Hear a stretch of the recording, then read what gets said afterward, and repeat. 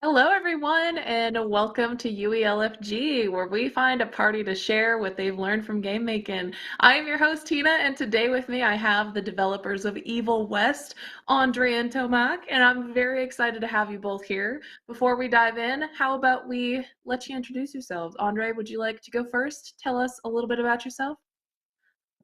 Andre wants me to. Yeah, I think I'm I'd sorry, rather have Tina. done. Yeah, go. Andres, You go. Andres, You go. I'm very modest. he's Very humble. unselfish. I am.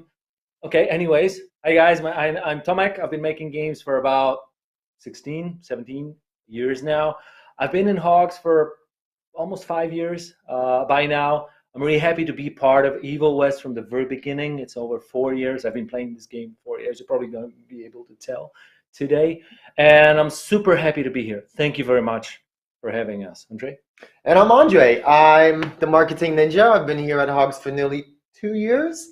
And I don't think I should elaborate anymore on that. But I also wanted to give a huge shout out to the whole team.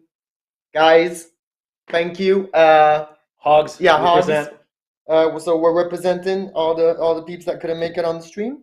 Yeah. There's probably a couple of people that not only are watching right now, probably some of these are in the chat. If you guys want to shout out, some of them might even answer a couple of questions if they want to. We have a wonderful team. We're really proud of it, and they're Super very talented. Heartfelt people. So that is true. Very wholesome. Okay. Wholesome. And we're ready to play the game as well. Yeah. If you want us to. Yeah, before we dive in, just in case, do you want to tell everyone just kind of a short synopsis of what the game is and what we're going to be getting into today? Makes sense, kind of. Yeah. Evil West is TLDR. It's a game about vampires in the Wild West, and it's an action game. It's an over-the-top, impactful, very high-octane action game. It's very pulpy. It's not a very moral dilemma kind of choice game. It's a very straight to the point. It doesn't take itself too seriously. Balls to the walls. Thank you very much. Keep it coming. We've been working on this game for over 4 years now. It's been released November 22nd on 22nd, and it's been released on PC, PlayStation 4, PlayStation 5, Xbox One, and Xbox Series X. So it's a multi-platform title, of course, made in Unreal 4, and this is one of the topics, multi-platform title. It's an interesting one. We might even tackle this one, touch on this one today, and we're already a couple months after the release. We're really happy about the reception of the game. Quite a lot of players decided to pick it up. I've been watching a lot of the streams and people's reaction and gameplay videos. It's been fun. It's been awesome. We're humbled. People love it. I mean, the ones that like that specific type of genre, it's huge among them. So yeah, that's why we love them as well. That's why, exactly. Love our community. Awesome. Very cool. I am super excited to get into it. I was telling y'all before, this is kind of everything I love in video games, just all lumped into one. So I'm very excited, and I'm ready to dive right into the game whenever you are. Okay. I got this one in here. We can switch to. We're just having the most invigorating discussion. I was telling Director Rentier about my with the cinematic. Nice. I must say, it's refreshing to see young blood like Mr. Olney's coursing through Calico. We'll need his vital spirit if we're to rebuild the Institute's power and vigor. Well done, son. I think we may have given him a few too many vaults. Glad to see you're in good shape, but we've got a situation. In order to keep your condition quiet, Amelia told Harrow you died.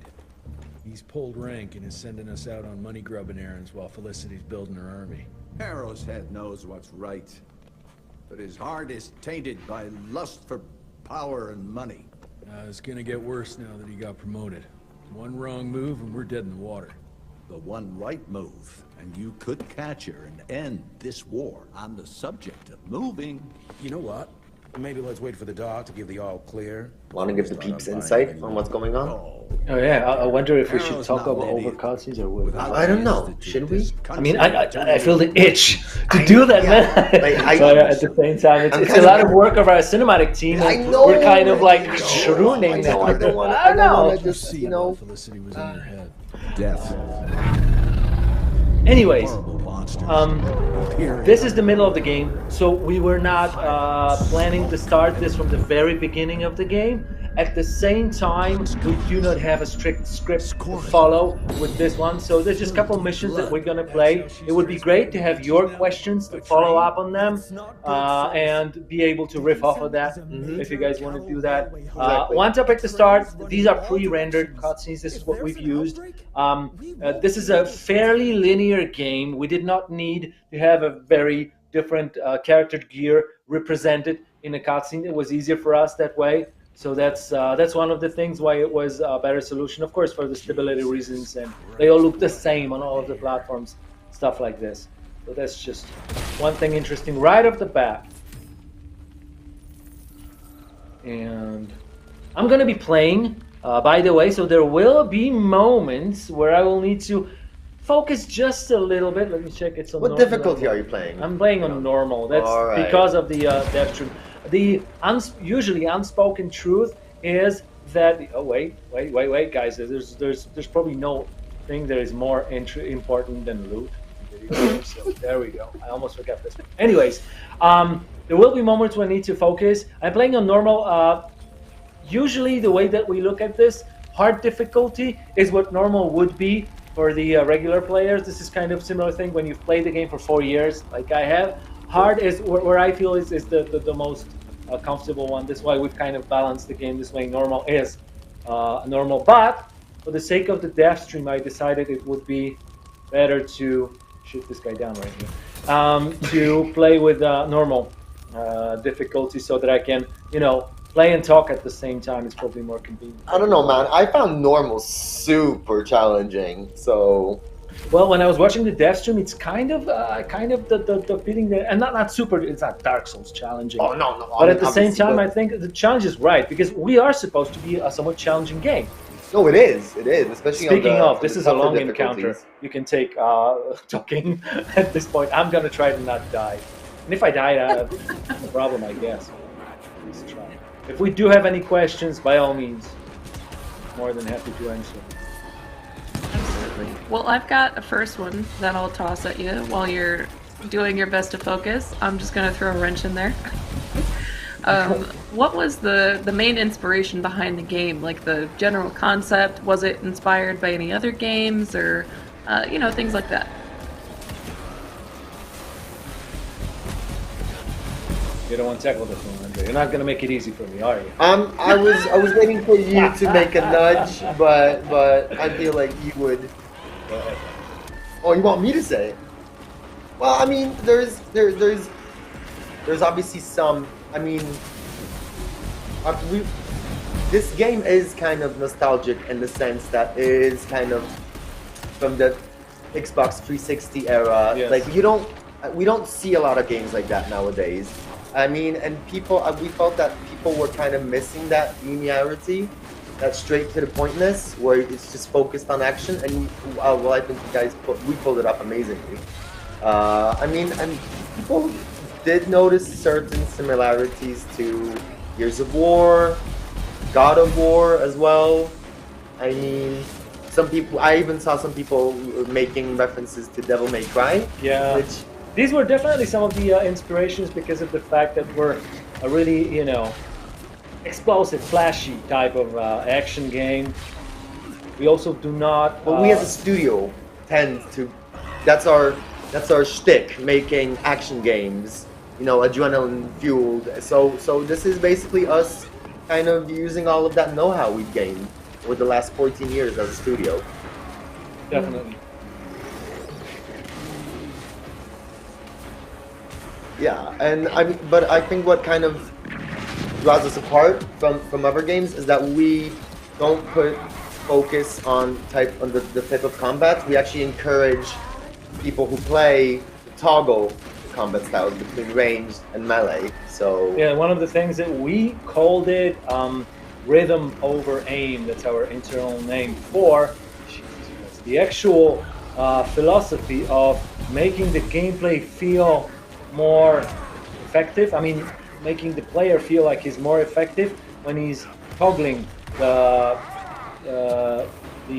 arsenal that he has. And by that I do not only mean different like firearms, for example, but the most important thing is toggling between ranged and melee combat is something that makes a lot of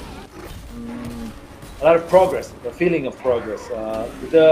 All the weapons in here work on cooldowns.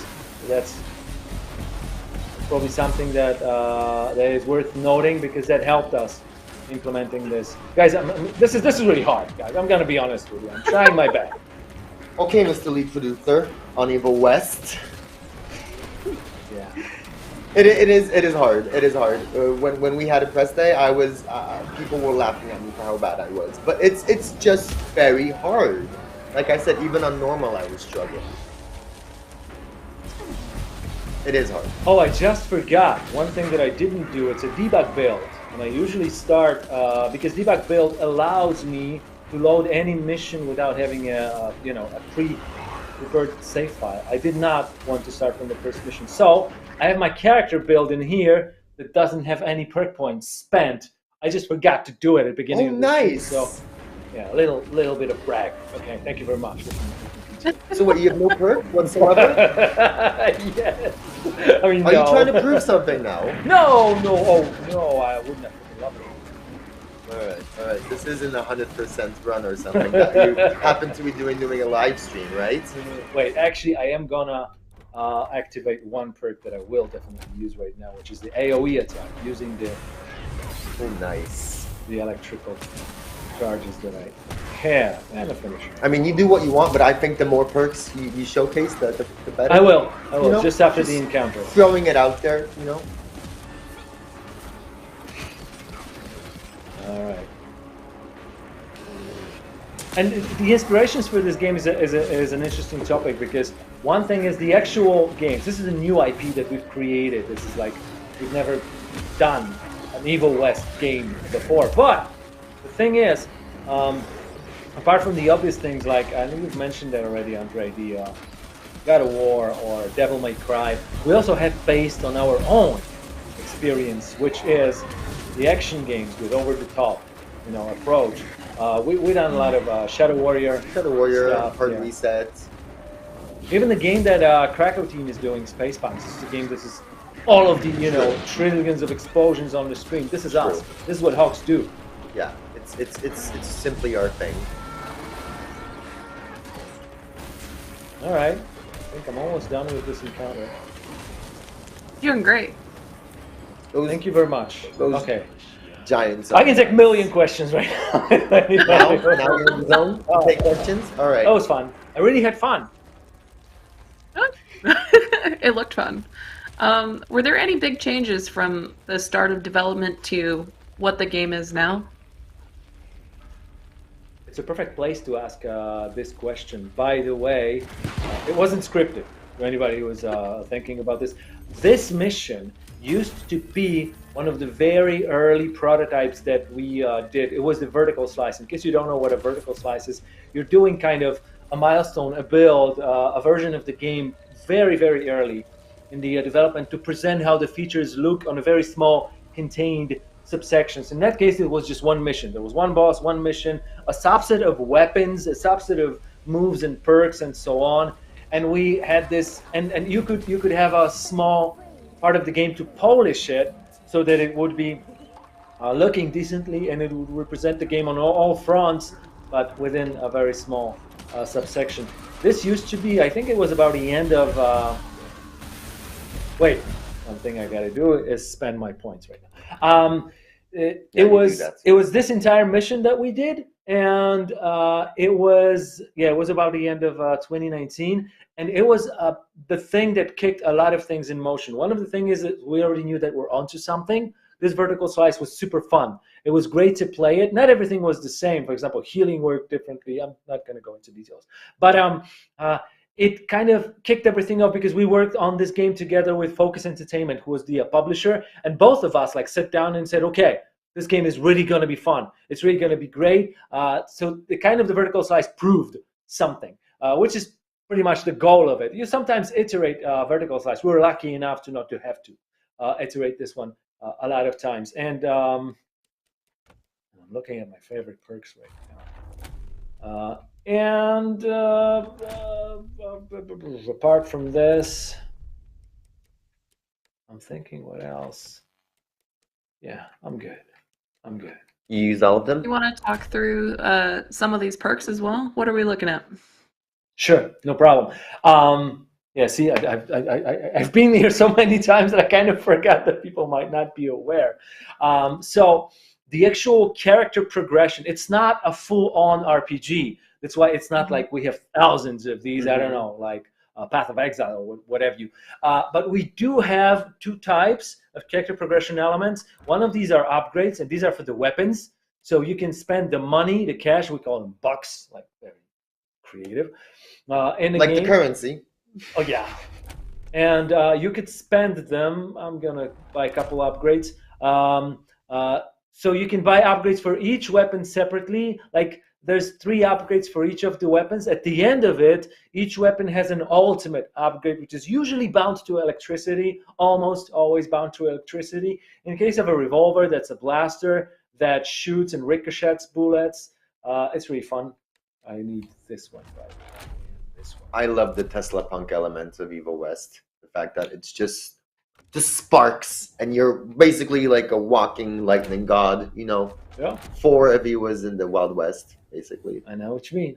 And this is like the half of the character progression, which is, and you can also actually, by the way, very cool element of the game. We do have really nice designs of these weapons, so you do have an inspection screen. Super crisp. One of the things that is always challenging in the UI is not only to have 2D elements for most of the part, these are 2D elements, but to have the 3D combined as well. This is one of the things that you usually need to kind of figure out how to do, because it tends to give you problems if you don't think about this throughout. So that's, and you see, I'm already going on multiple topics at the same time, guys. This is going to be No, the but stream. it's good. This is You, how I'm going you can drone off. That's I'm good. sorry.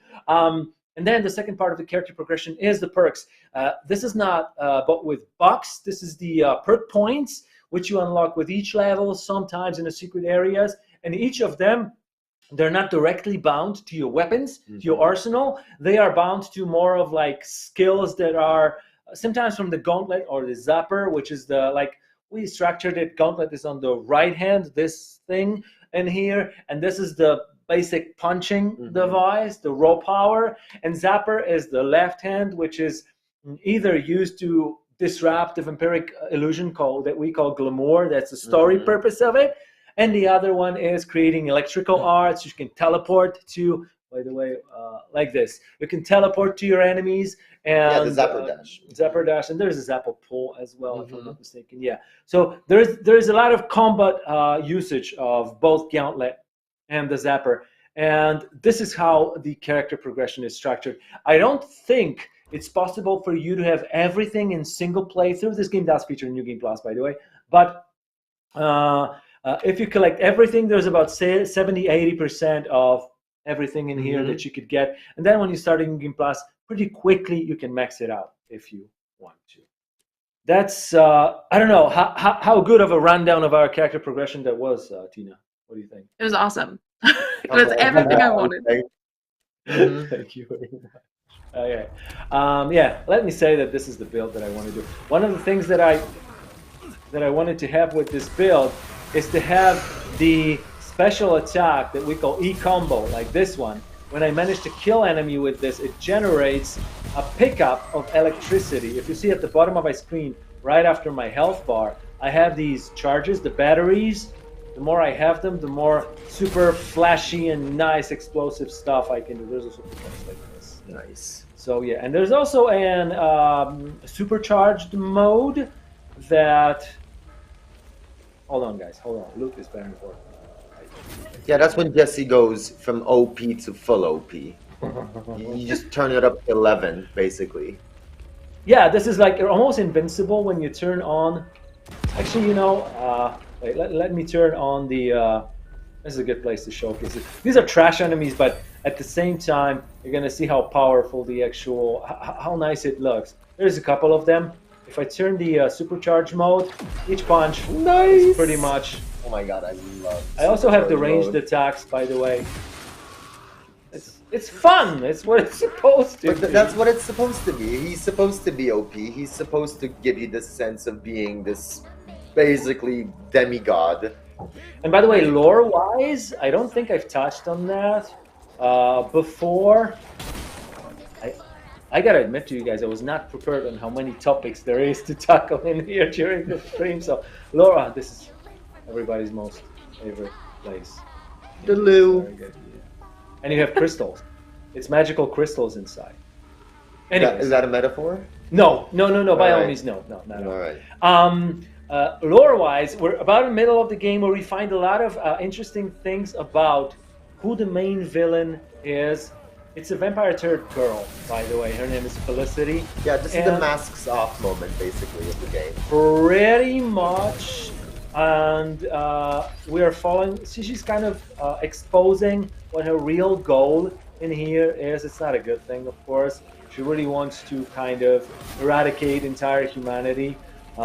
She's got reasons for this that are showcased in the beginning, I wanted to say, of the game. But at this point, it's pretty much spiraling fast towards we're gonna have to kill her. Otherwise, this thing is not gonna end. Yeah, she wants to maintain the vampiric status quo, and we, Rentier Institute, don't want that. So. The whole plot of Evil West revolves around thing that is called the change. If anybody is in any shape or form into vampire lore, the change is when the maker, that's what it's called, bites the actual victim, and the victim turns into the vampire. In here, sometimes it turns into a real highborn vampire. Sometimes it's more of this, the minion, and the servant, and it's not predictable. It's not being predictable in the world of Evil West up until now.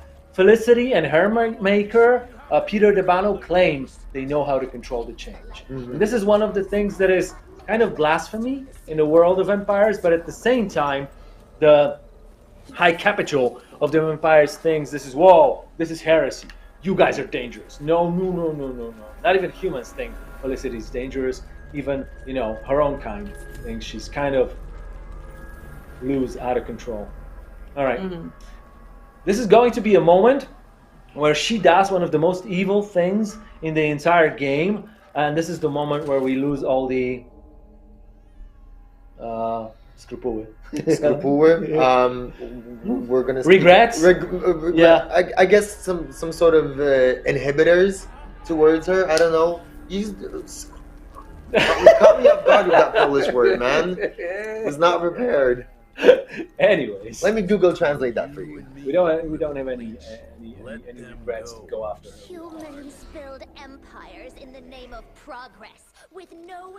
And we are really proud of the way that cinematic cutscenes turned out in Evil West. This is a relatively simple storyline. It's an action game, and so most of the work that we've put in them was for the presentation, for the direction, the kind of flow of these, and we think thanks to that, it really, the coolest thing about these cutscenes is the way they look.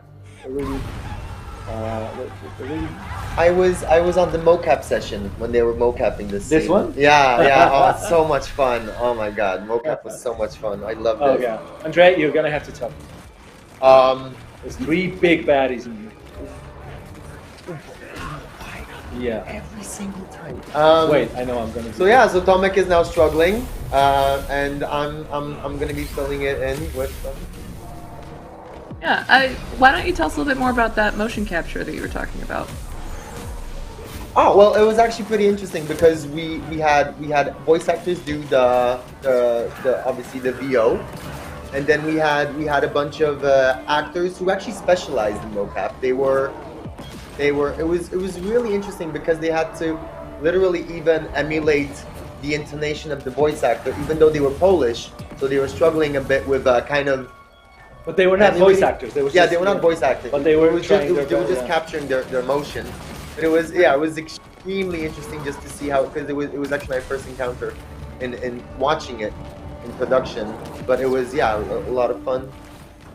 I recommend that everyone should go and experience at least from a third person view. I mean, just see how it's done. Yeah. Yeah, it's a lot of fun. The most magical moment is when you see an actor do something and then you watch it on the screen and you realize how much inaccessible that is to animation and keyframe. Like all these subtle nuances when a human body is moving and you're capturing like the hips, the knees, the joints, everything. It's all connected, and you could not be able to do that with a keyframe. That's where the magic of mocap is, basically. And the fact that nowadays it's so instantaneous, you can see how it translates into how it looks like in the game, especially with Unreal. It's just such a quick process. It's just mind-boggling how fast it is nowadays. Absolutely. Did you use motion capture for any of the like in-game motions as well, or was it mostly just for cinematics? Oh, by all means, we used it for everything, especially Jesse, the main hero. Fully motion capture. Yeah, Jesse. And no, enemies have also been, at least the humanoid ones. I mean, like the flying enemies that we have, stuff, of course, you can't easily motion capture that, but for the humanoid enemies, by all means, yes. Very, very cool. I'm totally blown away by all of the particle effects that are happening in all the combat so far, but this one especially. What did you use for most of your particles? Some of these are I don't even know the precise name of the old school system.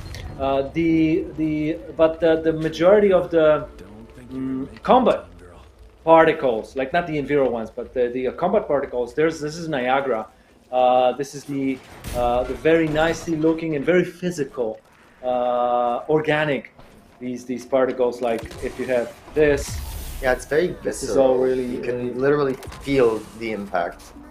Yeah. I think the fire is. Yeah, this is also Niagara. Yeah, no, it looks splendid. So most of that. And it's worth mentioning that this is on Unreal 4, right? That's Unreal 4. We've been working on, I think, Unreal 4 from the very beginning to the very end of the project. We've been trying to update Unreal regularly. So I think we ended at 426 or 7, don't quote me, I don't remember precisely. There was just one moment in the development, and that's always something that you do in a game. You need to decide when you stop upgrading the version because you got to release the game. Exactly. And I think 26 or 27 was the one. Decided to do that. Unlock a perk. Yes, I just got a level up. That means a new perk point. I have 3 ones I can spend, and also some of these that were logged by my level requirement, like this one. I think the vital superpowers, more HP. Very simple, straight up one. I need this one. Is this some sort of foreshadowing? Interesting. Might be. Let me see. Do I hear boss music? There is a boss by the end of this mission. I'm thinking about maybe I can. No, I won't spend the next. Yeah, I'm good. This is it for now. And yeah, I think I have mentioned that this mission used to be a vertical slice, and this is interesting. Not a whole lot of things have changed visual-wise. One of the things that we always wanted Evil West to kind of stand out for was the approach to architecture.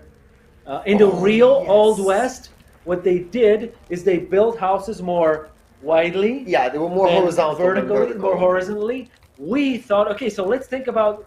I mean, it's easy to think how you stylize characters. You make big hands, you make big heads, but stylizing architecture is not something super simple and obvious. So one of the things that we did is very vertical kind of architecture. It's not in all missions. Some of missions I have a different mood. But in here, in this mission, Batson in the Belfry, that's the name of this mission.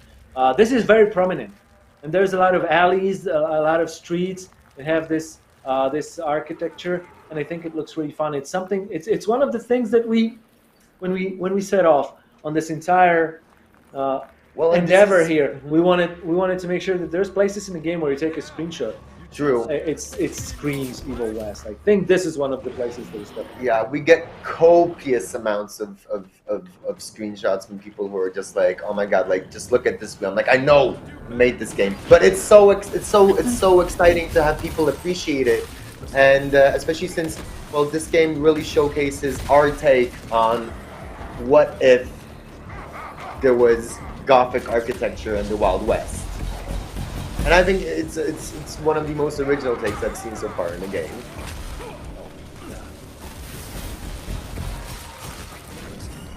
It So is. chunky.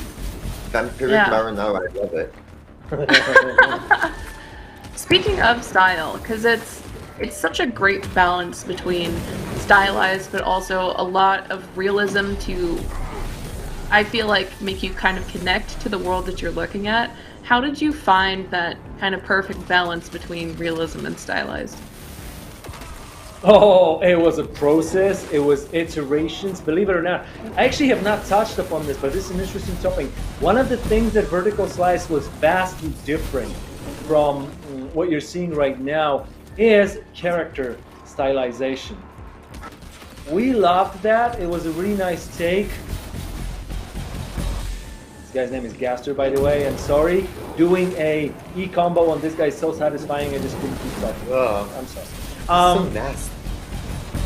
What I wanted to say is that characters would. Am I? Okay. I'm throwing all the hard ones at you when you're trying to just stay alive. Cue the song. Oh, I knew you were gonna do that. No. Oh Yeah, my I god. was I talking knew you were with gonna do it. that. Tina, you did it to me. I'm not sorry. Yeah, there was supposed to be no. Too late. For No. that. Too late. Anyways, so it's an interesting story. Let's go first, and then we actually. So one of the things is the characters were much more stylized than they are right now. Ugh. And like the heads were bigger. You do these things like big hands. You do very significant jaw bones, stuff like this. So they look a little bit more cartoonish. It was really fun. There was.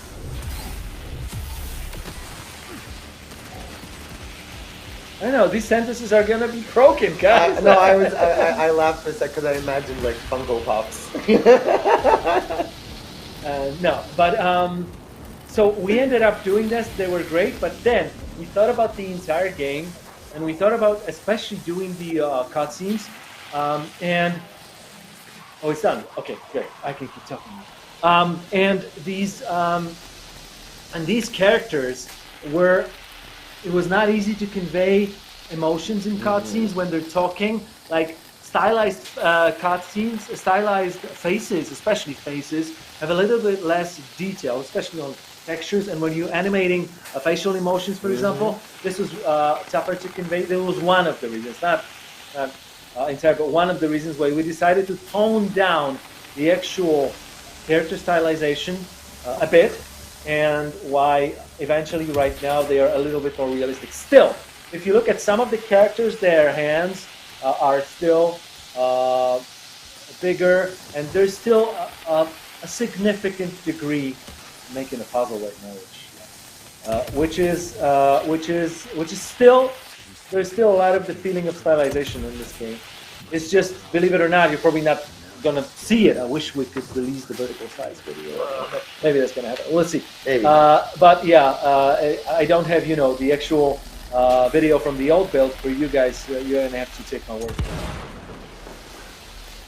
So it's one of the trivia, one of the interesting stories. Okay, come on, you. Yeah, there we go. Three toggles. This is the one of the ultimate electrical upgrades of the weapons that we find. There's always this kind of Tesla-ish workbench that you come across. You can't skip it. Like the main path forward is through these stairs. We wanted to make sure that players. I mean, it's not like you have to buy that, but there's like sort of a scene unlocking that for you, giving you the sense of reward and accomplishment. This is railgun. This is the rifles electrical upgrade. There you go. You can charge your shots right now, and also they pierce through enemies. So it's we tried to do that for every weapon. So this last upgrade, the ultimate upgrade, is substantial. It kind of tweaks gameplay, but it costs $8,000. I have less than that, so yeah, we can just watch the video in the UI. This is also fun, the cheaper version. We're about 2/3 into the mission. One of my favorite parts is just ahead of us, which is very architecture heavy. Oh, I missed a secret. There was a secret in there. I'm sorry, I forgot about this. Oh no! You could shoot the, I think, yeah, you could shoot the chain and climb it, but I don't think we can go back right now. So you have to take my word for it. It's an upgrade that we won't be using anyways. I guess they'll just have to get the game and do it for themselves, huh? Oh wow, Totally. that would be yeah, fun. that'd be awesome. I wouldn't complain about that, no. By all means. I did get a question from chat. Finally, going chat, back you to there? Oh, there's a bunch in here. I'm just trying to find the best places to throw them in there. But this is harkening back to the motion capture discussion we were having earlier.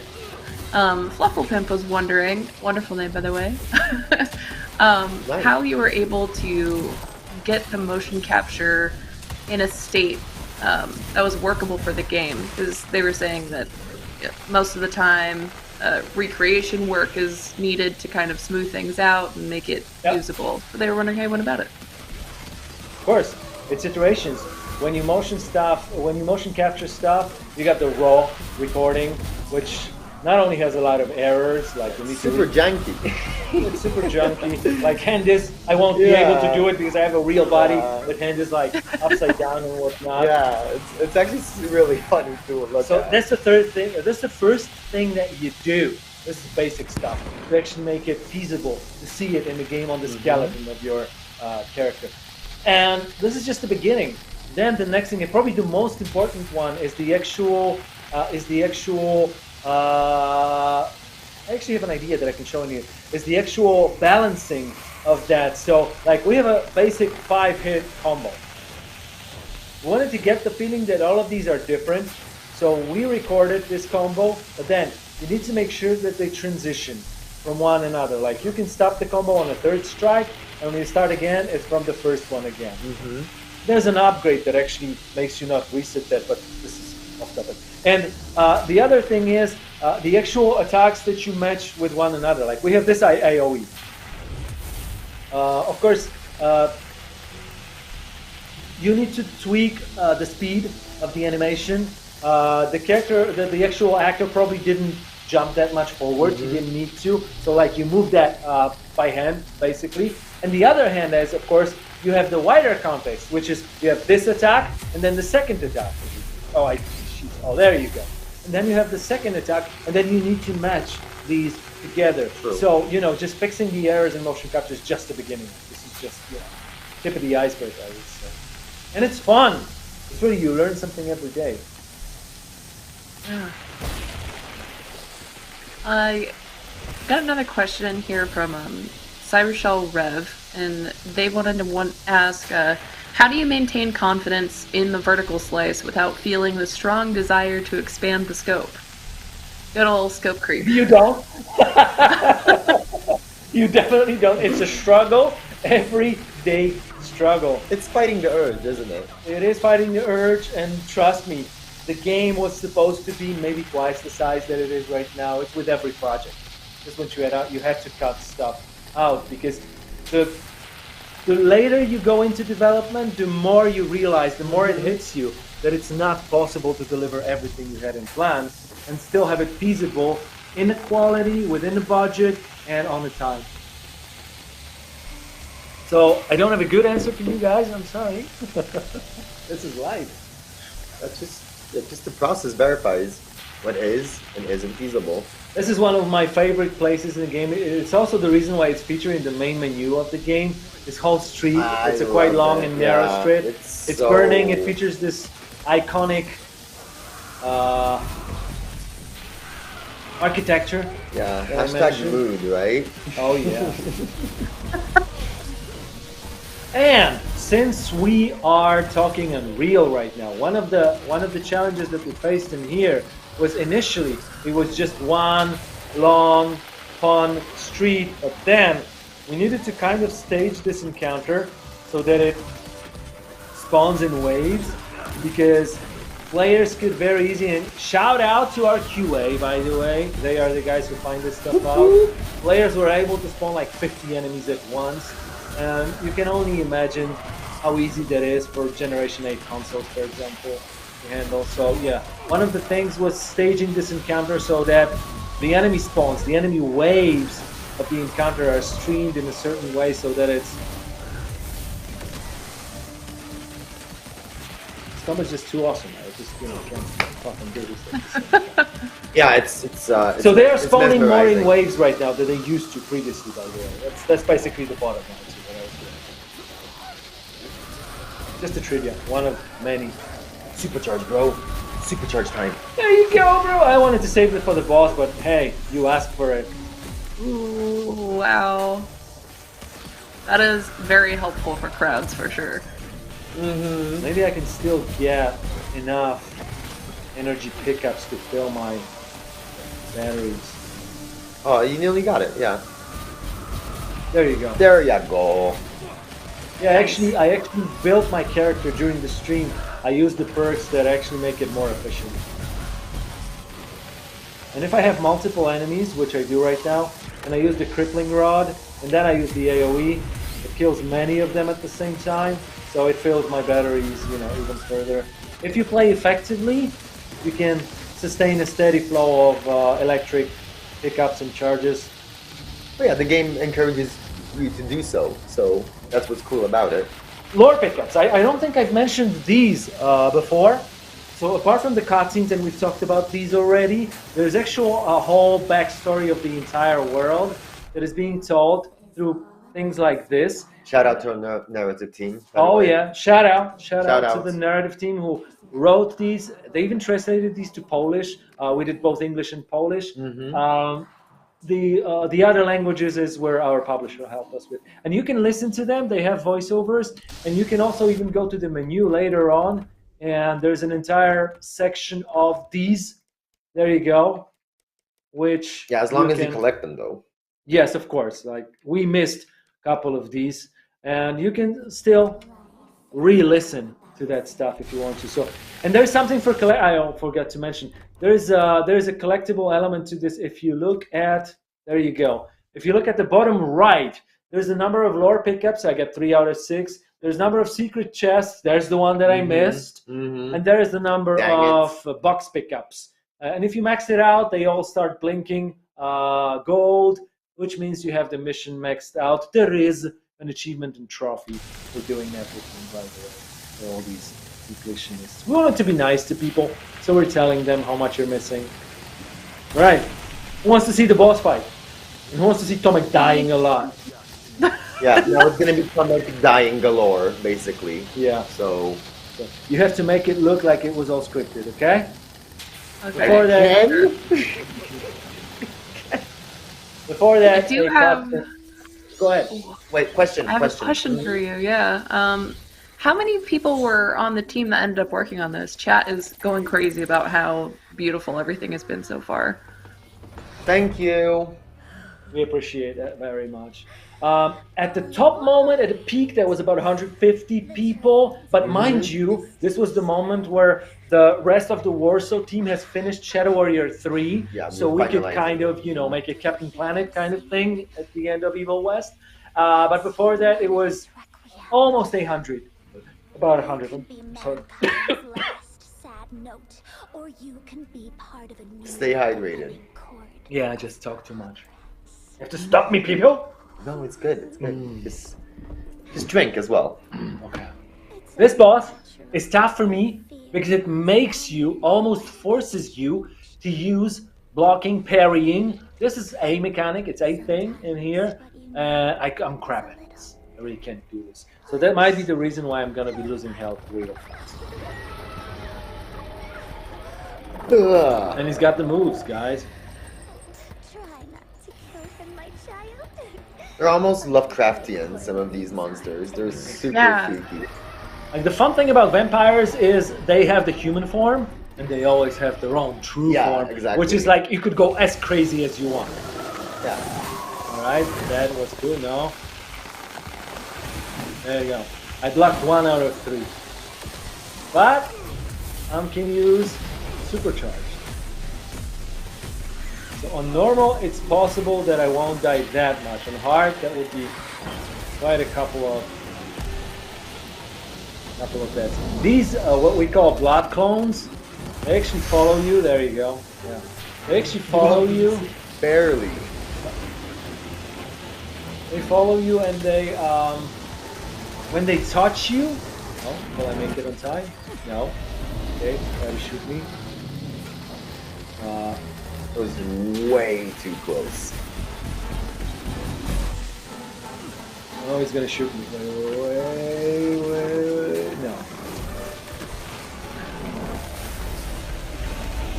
Let's try. No. See, guys, if you don't like the game, this is gonna be boring now because I can't do too much talking at this point. If you like the game, on the other hand, yeah. Look at that. It looks good. All right, I got a lot. I mean, it's very entertaining just to watch, to be honest. It's gonna be even fun if I die. Oh, there Yeah. you go, last one. I'm rooting for you. Thank you very much. Don't do first try, please. This is not any percent. Okay, once more, supercharge. Nice. Managed to get just enough. Oh wait. And you're out. Now I got this clone that I gotta get rid of. Shotgun's super handy. Whoop! Trying to block. This is not working well. Let's see if we can smoke this guy.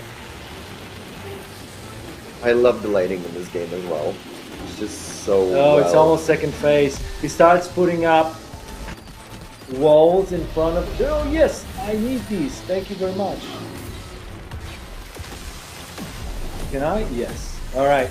So if we're lucky enough, we're going to skip the second phase and jump straight into the third one, where he's creating... Well, the third phase is the most difficult one. He's creating like the... There you go. The whirlwind, or whatever we call this. You have to just survive using the holes in here, which I'm probably not going to do. Oh, I have a heal. Good. All right, that was good. The fifth one was really good. That was nice. That was nice, Thomas. Job well done. I don't want to jinx it though. That is if you already did. Nah. You're good. You can see also the stun bar just below his health bar, which is really cool because you can electrocute him with loading the... Oh god, not this again. If you keep your cool, you can actually just walk around. Use the holes in here. Oh, you gotta be cool for this. This is not easy. There you go. Okay, annihilated. Maybe healing would be nice. Yeah, but I just had it. Yeah. Just throwing it out. Woo! If we still have time, we could actually do another mission. So after this boss, we could still have time to talk. And Answer questions, hopefully. yeah, let me see if I can stun him. There you go. Now I can electrocute him. One of the things that is really useful. The combo is super fast. And I can use crippling rod, which does the same, but doesn't make you have to stun the enemy. Congrats! That was cool. Nice. That was smooth. Ooh, wow. Smooth. Are you sure it's on normal, not Yeah. easy? No. And here's the funny part. When you get to defeat this big, really challenging boss, it's the first time that you can see the Felicity's real form, and you're like almost dead. It's also a very interesting twist in the story because your friends at the Institute think that you actually died. You don't know what happened, and you wake up in some deserted small village. Yeah. This was, speaking of narrative, I really like this bit because one of the things that that happens in Evil West is you start off as a son of the owner and director of the vampire hunting organization, the Rentier Rentier Institute. Institute, and you are like an heir of this. So you're kind of given that you're going to be the successor of William Rentier, which is sorry, which is great, but it's not like not everybody. It's not the earned kind of esteem and earned place. And this mission is exactly where you end up almost defeated at the edge of death, and people kind of gather you up. The Reverend Stravinsky is the guy who found you. He brought you here together with his people, and you kind of find that if you work for the people, you become the man of the people. And this is the element of Jesse growing to be the hero of the people the way that he earned it. Yeah. I don't know if I explained it well, No, but he's basically going into it's his one of shoes. these arcs in the story that we think Coming just of worked age really story. well. Yeah, we needed that to make sure that Jesse was, more flesh and bones than just, a son of the director. True. That's some hedge fund baby, right? Is there a telegraph station nearby? And also, this is the most non-linear mission of the entire game, but I'll talk about that in a moment, because the end of this cutscene, Stravinsky says, hey, we found something in here. It's probably some agent tool. We don't know how to use it. Maybe you do. Heck yes. We definitely do. It's a new weapon. It's being unlocked. Then get everyone into the church and stay put until dawn. Before you go, Hunter, one of your people left this explosive contraption here last time. We were afraid to even touch it. I played this game on easy. Just What is Not it, gonna Truth lie. Hour? What are you doing? well, no, I was struggling so bad on normal. I wanted to finish the game, and I was like, I just have to make this a more cinematic experience, But you did see the credits. Yeah, I'm in them. Okay. No, I mean, you did finish the game, right? Yeah. Okay. Yeah, of course. All right, explosive bundles is just one of the new tools. So the way that we've structured the progression regarding, it's a linear game, as I said. So every new weapon is at one particular point. In this case, this is the explosive bundles. It's like grenades, but fun. And we also, speaking of mocap, it's a very simple animation, as you can see. Jesse just reaches out his hand. But we added the animation of the actual kit, the actual gear, the actual dispenser. So when he raises his hand, yeah, you're right. the actual grenade is thrown out of there straight into his hand. So it's a combination of Jesse doing that and the actual gear animation. Really fun stuff. A really nice, small touch. I like it. And you got perks to spend. Holy smokes, you're right. Let me see what I can find. I've become the perk reminder. I'm literally... Right, now I'm thinking. This is a very pivotal point for the builds that I usually do, but I need to be level 11 to do that. This is the perk that the upgrade that unlocks. So one very important thing, and I usually do it when I play Evil West. This is the moment where because you probably might have noticed there is this red health pickups, the orbs on the ground, and there's the blue ones. Correct. I am on the verge of a very important moment in the playthrough for me personally, where two things are available for me. Adrenaline Junkie, that's one of the perks that we unlock earlier on in the secret chest. These on the bottom are from the secret chests, and this one makes your game spawn only exclusively energy, electrical pickups. There's no red ones, but spoiler, if we combine it with this, I think it's called, what is it called? I don't remember. Anyways, it's the upgrade for your health that you could use battery charges to heal. So you could use electricity both for combat and for healing, and the hidden OP part of it, there's no cooldown.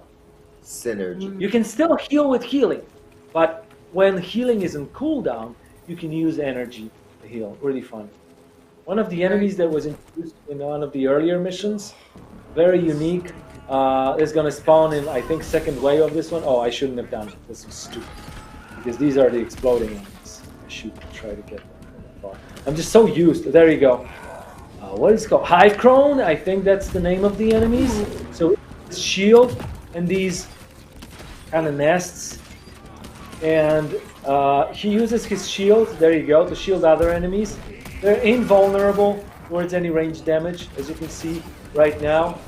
He's a pain in the butt, to be honest. He also throws these bombs on the ground. They're proximity mines, kind of, as you can see. He also shoots, there you go. Yeah, those flies are nasty too. So you usually want to take out Hive Crone as the first thing. Like, you even might want to do that. Yeah, and I was stuck on the other end. Jesus, okay. But, oh no, he's dead. Okay, cool. There are so many different enemy types, even in just this one mission so far. Were all of them planned out before actual development started, or did some of them kind of adapt as the levels were being built? Yes and no. We have planned most of these right even at the moment of the vertical slice. We basically knew the types of enemies that we're going to have. But one of the things that we have fooled around and tweaked and moved up until the very, very last moment is which enemies are in which place of the game. We definitely wanted the bigger ones to be somewhat distributed across the game, so they're being introduced and whatnot. And then, but the most important thing is the composition of the encounters. We worked on this, like balancing was a huge part to kind of mix and match the composition of enemies to make the feeling of both player growing stronger and the challenge growing bigger at the same time. So these were planned out quite early, but the actual place of those in the game, that was something that changed. I don't know if that answers your question, I hope. Yeah, absolutely. Okay. With a couple more, I have a few sort of Unreal specific ones to toss at you as well. But Yeah. Steve Playing Try was not to- wondering. Go ahead. Steve Playing was wondering what the biggest challenge working in UE just overall for the whole game was for you. I'm not sure there was a UE specific challenge that was really, really something tough. I could name a couple things. We are a gore heavy game, and we use a system that we call holes for our goal. Believe it or not, most enemies are spawned with holes in their bodies that are covered. Yeah. That's how our gore system works. You just uncover them. This is, under the cover, backstage kind of mechanics that we're using. This is something that we needed to script and code mostly from scratch ourselves. That was one of the things. The other things that we used was the actual, we call it imposter system, which is the actual far off distances LOD elements. Usually, and we use stuff that Unreal does, the lowest LODs. These are the objects that you see in the very, very far. But at the same time, you have we really wanted to have something that is a truly 2D asset.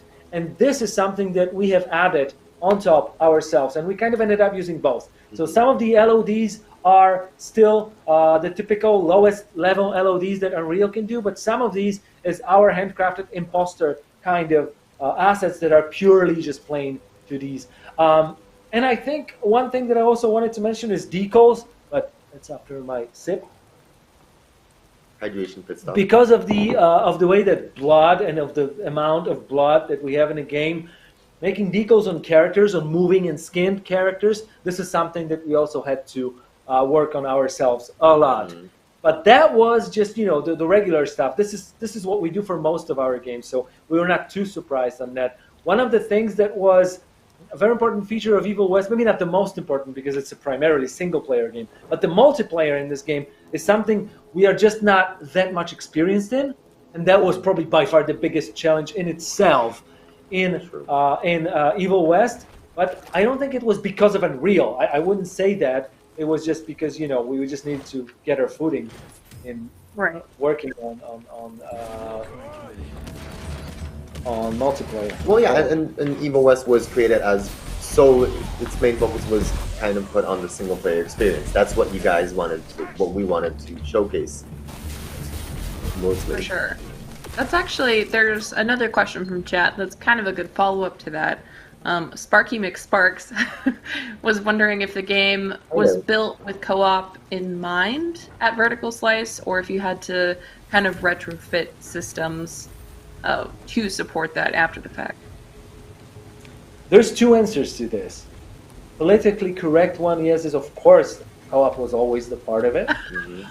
No, but believe it or not, honestly, co-op was in vertical slice, so at least my hands are clean in here. It was.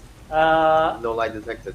But at the same time, we never wanted and never had co-op to be the top priority feature in this game. It was just we knew that a small fraction of the people will play co-op, so we never could, spend as much time as the single player, the super flashy combat mechanics in this game.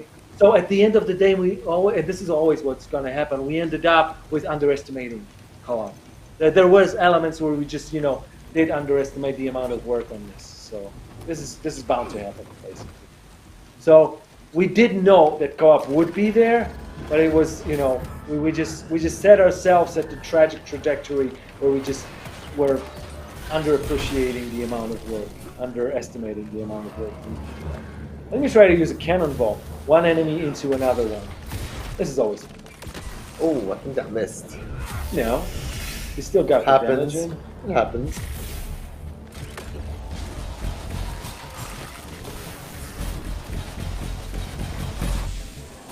Oof. I just reminded myself that one poor soul that was playing on keyboard and mouse when we were at Gamescom, and it would just hurt to look at it. But he was enjoying himself, believe it or not. But I honestly can't imagine playing this game on a keyboard and mouse. No, this game plays. I mean, yeah. You can. I'm gonna be honest that probably the controller is more effective experience, but a lot of people have finished this game on keyboard and mouse. So That is insane. All right, I think it's time for. Throw out the big attack. There we go. Jesse putting on his big boy collar. Yeah. For most of the gameplay and stuff like that, how much would you say you use the blueprint system? Or did you use mostly custom coding and things like that? I hope my team is not gonna mutilate me for that if I get something wrong, but as far as I remember, most of the prototyping was of course done in Blueprint. That's the fastest, the most efficient way to do this.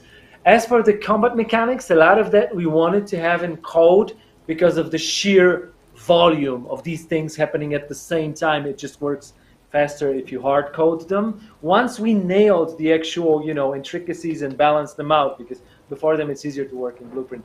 But if it comes for missions, for level flow, level design, interaction, stuff like that, I think that is still Blueprints because it's the best way to do it. So these stayed as Blueprints, I think. Very. I hope. You did. Okay. Thoroughly answered it. Absolutely. Everyone's giving you the benefit of doubt. We believe you. I believe you. I have no reason to not. Wonder if my team believes me. I might have got something wrong and they're just laughing at me. Sorry, guys. Shout out to the team, right? Hey, guys. Hey, fellow developers. Hello there, fellow developers. Look at me.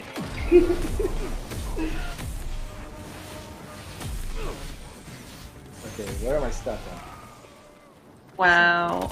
That is... Oh, you're really gonna cheese your way with those supercharges, aren't you? Why not? They look so good. By the way, I almost forgot. We are level 11. We can get what I mentioned, which is Adrenaline Junkie. Is it perk time? And it's called Amp Snack. So I can heal using... There we go. Nice. So you've got... By the way, I promised I would mention the non-linearity of this mission. This is a mission where you're supposed to destroy 5 nests of these baddies in here. They're scattered across the location. You kind of have to find them yourself. But there is a hidden mechanic in here. If you get lost, if it takes long, they start to glow. They start to glow stronger red, and also eventually a quest marker will appear. We're trying to be nice to players, obvious. And you kind of can do them in your own order as you want. This is one of the fun. Usually missions are not that non-linear. They're much more linear than that. So, by the way, this is one of the nests in here, and the other one is in there. See, usually we have sealed off encounter areas. In this mission, it's not always the case. I can finish this guy and go in here. No, wait. I actually need. This is one of the tougher encounters with a big enemy. So I might need to charge my electrical batteries first to be able to use some of the ultimates in there. I'm doing good. See, I actually got 2 pickups right now. Nice. Because one of them was supposed to be the health pickup, and the other one was, so I got 2 blue ones. Let me see. I think I used block this time around.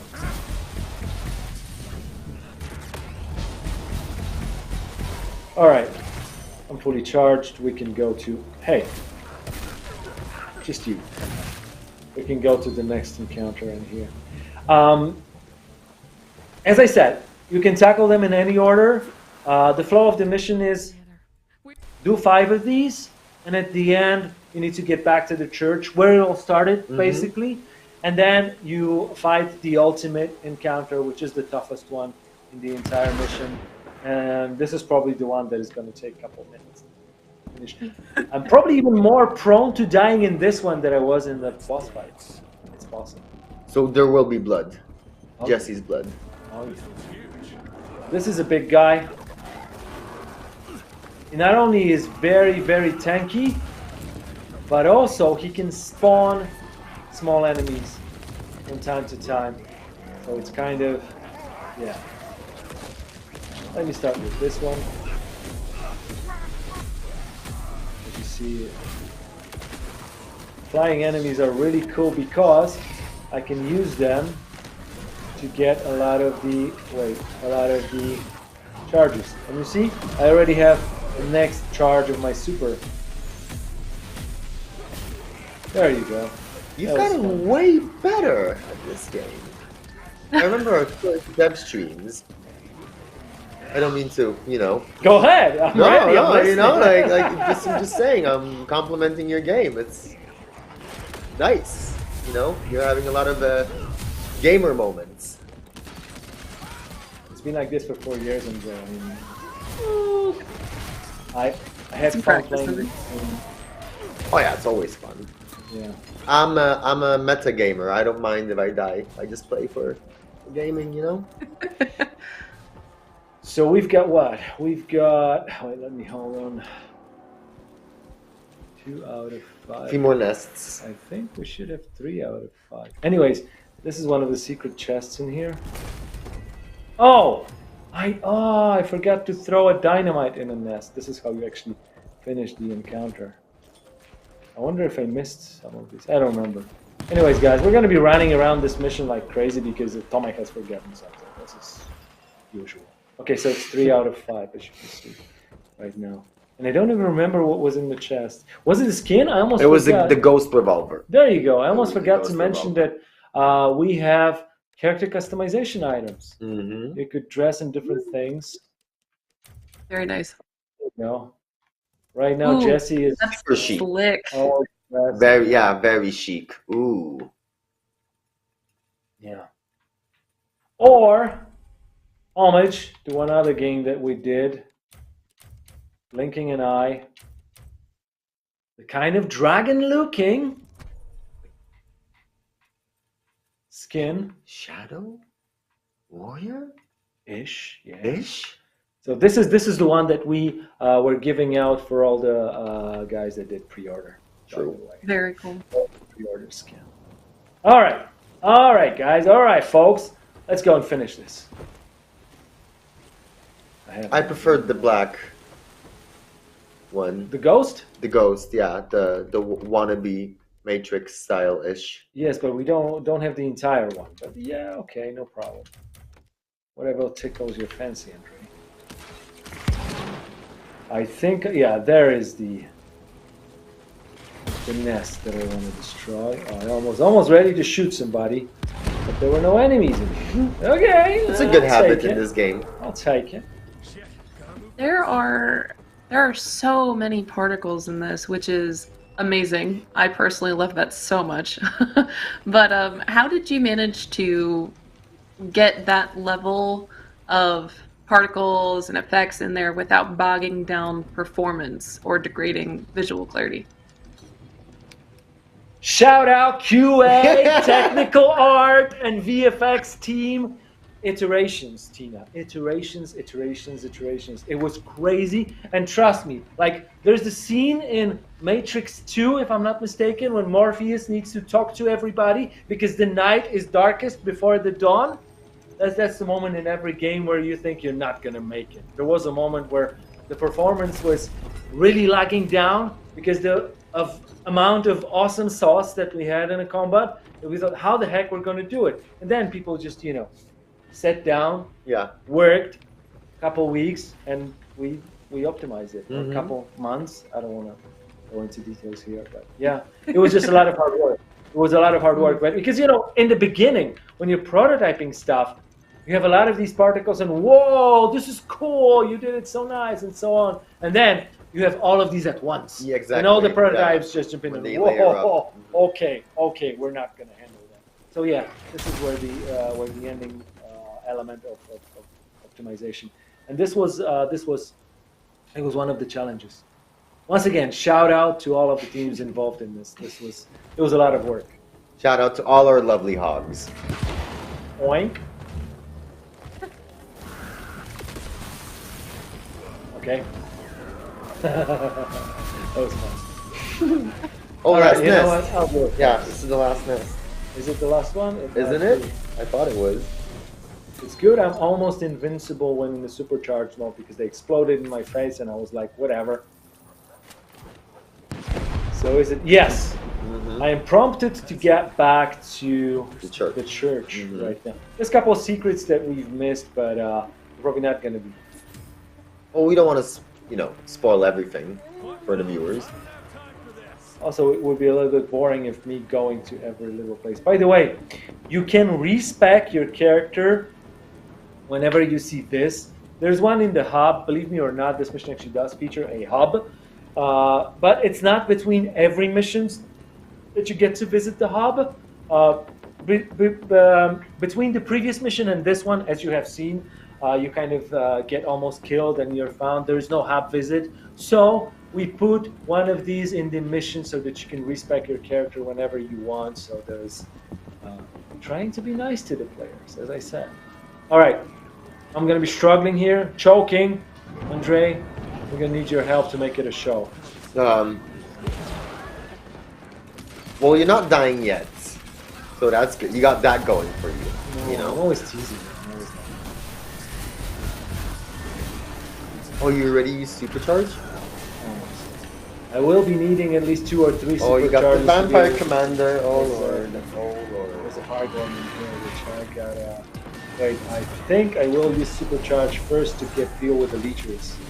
Get done with the leechers because they're more. There you go. He's actually can be used to, Well,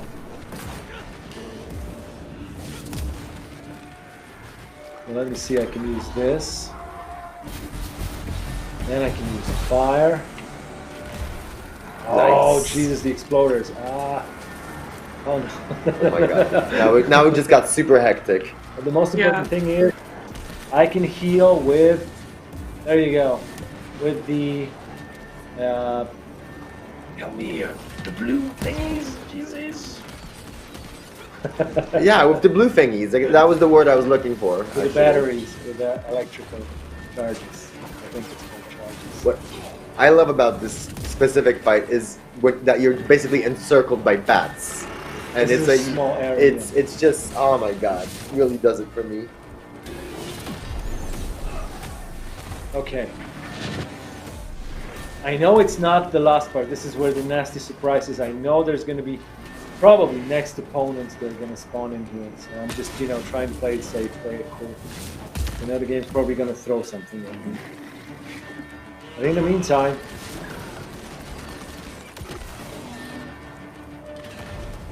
let's try to get as much damage in as possible.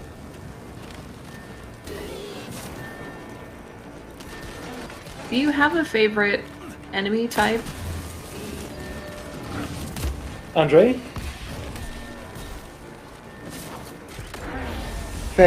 I think for me it's the leechers. I think, Really? I don't know Shielded why. guys. I'm just well, by favorites I mean they're the most aggravating for me. Because it depends on how you define favorite. The easiest ones, but the ones that were biggest pain in the butt for me were the leechers. I just couldn't somehow figure out an optimal way to just deal with them. And the highborn, because they just look so cool. All right. What about you? Would appear that you're there. I would need to think. I really like one of the boss fights with the humanoid enemy. I don't know how much I can spoil in here. Mm-hmm. That boss is my favorite. I really like Highborn. This guy Highborn, with yeah. wings. He's really, because he's invulnerable to range damage. So fighting him is very Dark Soulsy like. You gotta That is get true. in, You get a gotta couple get in. strikes, get out. This is fun. A lot of Really like rolling. that. Even Jesus I don't know, Lord. man. I fought all of them so many times that I really can't pick one. Speaking of which, when those You don't want to pick favorites? No? we No. telegraphed the authorities, and they told us not All right. to worry, 'cause Secretary It's been a lot, these two missions. I can go next one if you guys want me to. I don't mind. What do you think, Tina? Should we go to the next one, or do we take questions now? Sure. I don't mind going on to the next one. We've got time for it, and I can just keep tossing questions your way and making it hard for you. Yeah, go nuts. All Try right. dying once. Stop being so good at the game. Yeah, oh my god. I'm trying to think about something. I think I've mentioned our gore system. This is a really interesting element. We're really proud of it because this was something that we've written in a huge part from the beginning. But yeah, I'm looking at what we. Of course, this is physics, including the blast destruction. For the cutscenes, which are pre-rendered, we're using Bing. This is also part of the Unreal right now. So, yeah. Next time, try I mentioned, yeah. I do not know a whole lot about the technical details of this, so I'm trying to cover for all our knowledgeable teams that we have in here. But luckily, I'm one of the people that can play and talk at the same time, so that's why I thought it would be great to be able to share that with you guys. And I didn't want to get our devs from working, especially in the Friday evening. We're already thinking about the next projects because Evil West is out, as you know, right now. We're trying to figure. I didn't want to pull them off from that work. They're really brilliant and they're geniuses, so they're gonna come up with way better ideas than I would have. Soul Lab should have what we need. What are we looking for? I love Virgil. I think he's my favorite character. What are we looking Too bad. Yeah.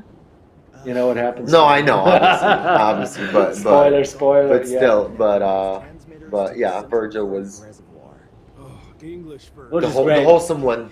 He's the most I do a science kind activity with your type of colleague. nerd. Yeah, Oh, he's just no. a good soul. Yeah, we really Oh, liked no. him. I've learned over time that if there's a character you like, then they're either actually the villain or they're gonna die. It's one or the other. Yeah, don't get too attached. Yeah. Or Virgil. I got a question here from Emra. They're wondering, what would you change if you had developed this in Unreal 5? Ooh.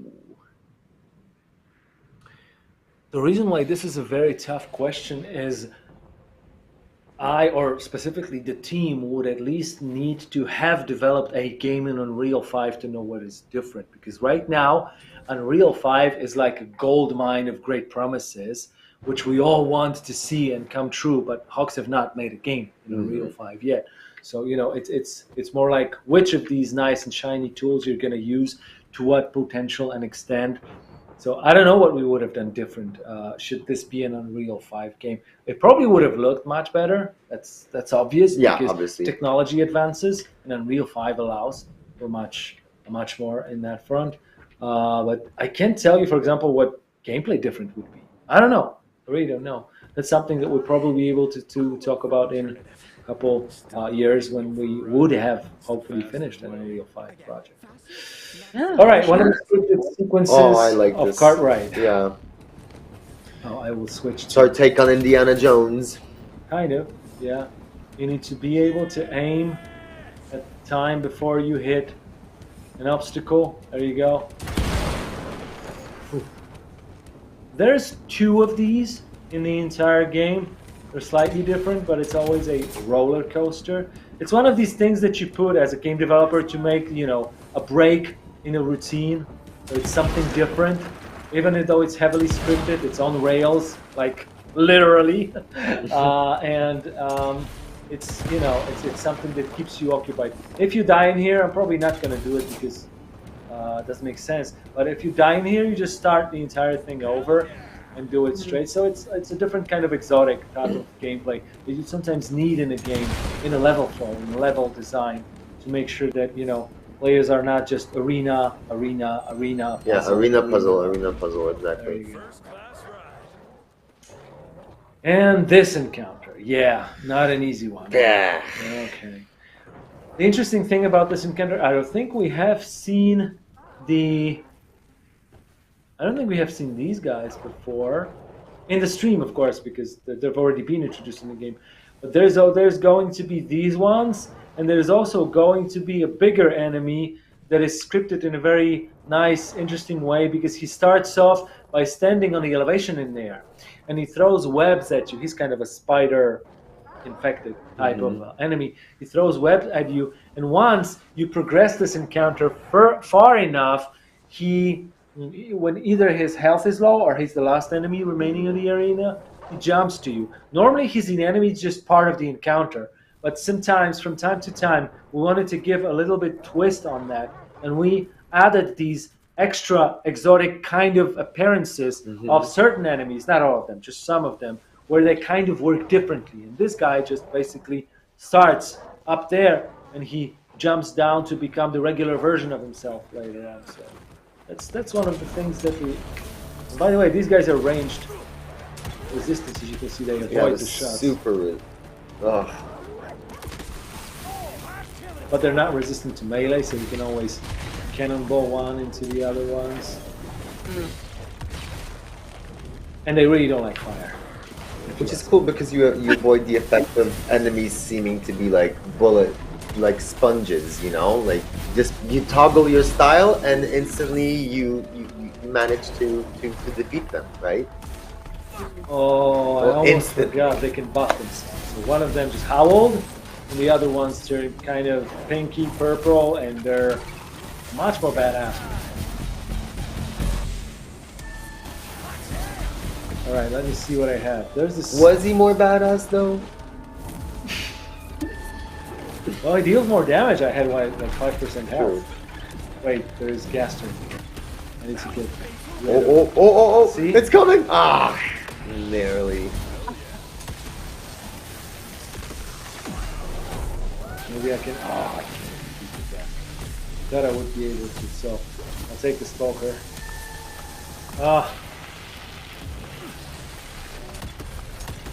The gameplay feels so good, really polished, and kind of like you were saying earlier, Andre, you can feel the power behind the actions that you as the player takes, which is just awesome. Was that a challenge to really kind of nail down that sort of feeling, or were you able to kind of nail that early on? Both. I mean, this is something that we were super hyper aware from the very beginning, that would be the meat and potatoes of this game. So naturally we iterated this the most out of everything that we have in the entire game. So there was like something, and with that high degree and amount of complexity as we have in the combat, it's always something that, something's going to be janky, something's going to be breaking, buggy, and so on. And it's done. Okay. And we needed to iterate combat up until the very, very last day of the development. That's one of the obvious things. But a huge part of this is thanks to the fact that, by the way, I just reminded one more thing. The fact that our hierarchy of features was set from the very beginning, and we knew combat would be like the core of the entire game. So thanks to that, we were never, sleeping on this one. So for that, thanks a lot. Helped a lot because we were able to, kind of always know that sometimes other things needed to give to be able to come with strength. I wanted to shout out Christian, one of our programmers who worked on this game. Christian. Go Christian. He developed a couple things even before we started Evil West, like this plugin for the snow and the trails on snow that he's actually selling on the marketplace. This is the other thing is, yes, when you're electrocuting enemies, the X-ray stuff. This is also a thing that Christian has done. We were really lucky to have him on the team, and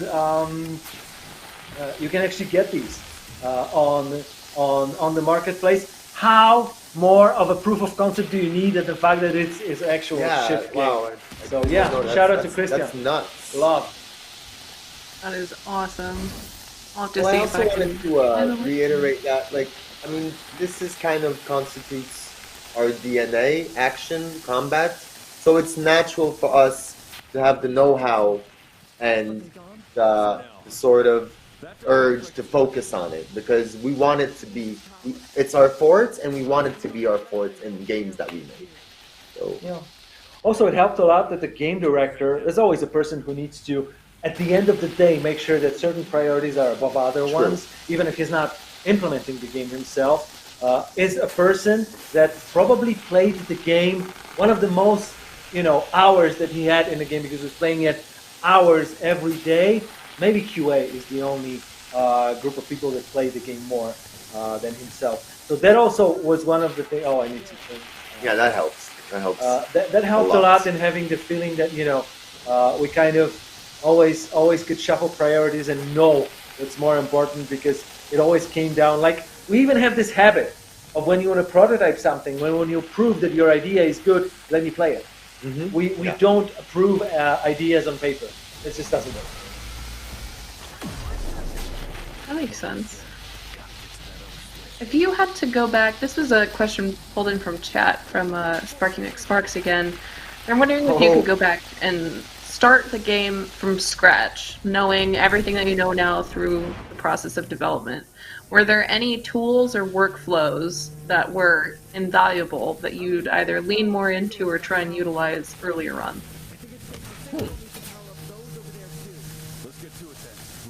Interesting one. Can you please repeat? I want to make sure I get the answer right. Yeah. If you could go back and start the game from scratch, knowing what you know now, were there any tools or workflows that proved invaluable that you'd lean more into or utilize earlier in the process? Oh, okay. Yes. Which ones? I would probably need a couple hours to think about it, dig into our postmortem and stuff like this. But there's definitely a lot of stuff that. But this is game dev 101, basically. Game dev in a nutshell. One of the most unpredictable types of projects that you can have is something that not only you don't know what you're going to end up with because it's an entertainment product. It's not a software product like IT industry. You need to have it fun.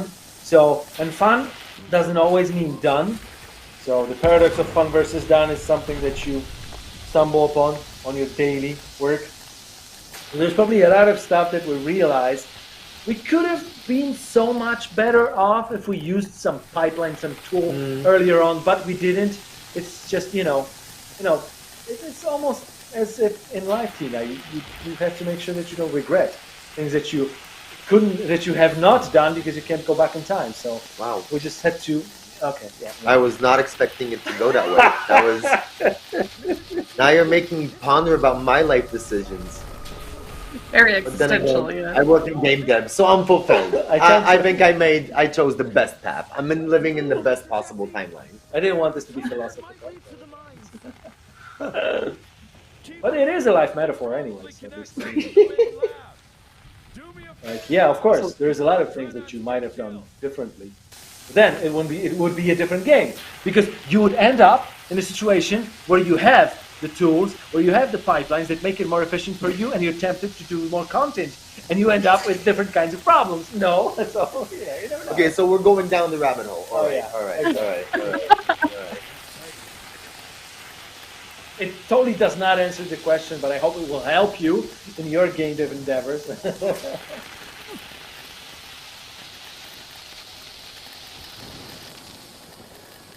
So, summing up, we started out in a mission where we had this kind of cattle infestation, a lot of fire, and a weird architecture.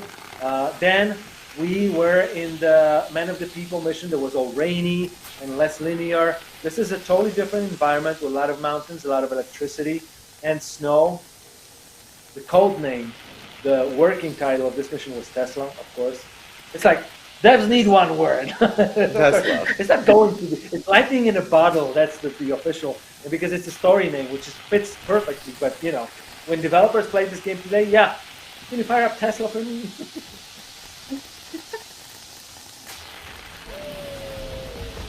By the way, talking of balancing in encounters, the encounter before was much tougher than this one. This is a straight up very, very simple encounter.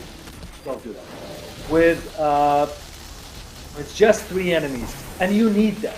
When you need a flow of the game, you need to spice up encounters and make some of them tougher, some of them lighter and easier.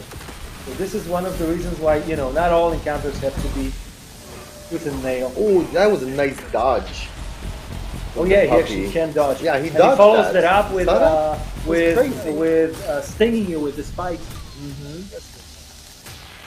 With a bang, triple charges. Nice. Maybe we can buy triple charges if we have. I've never used this one. It's a fun upgrade.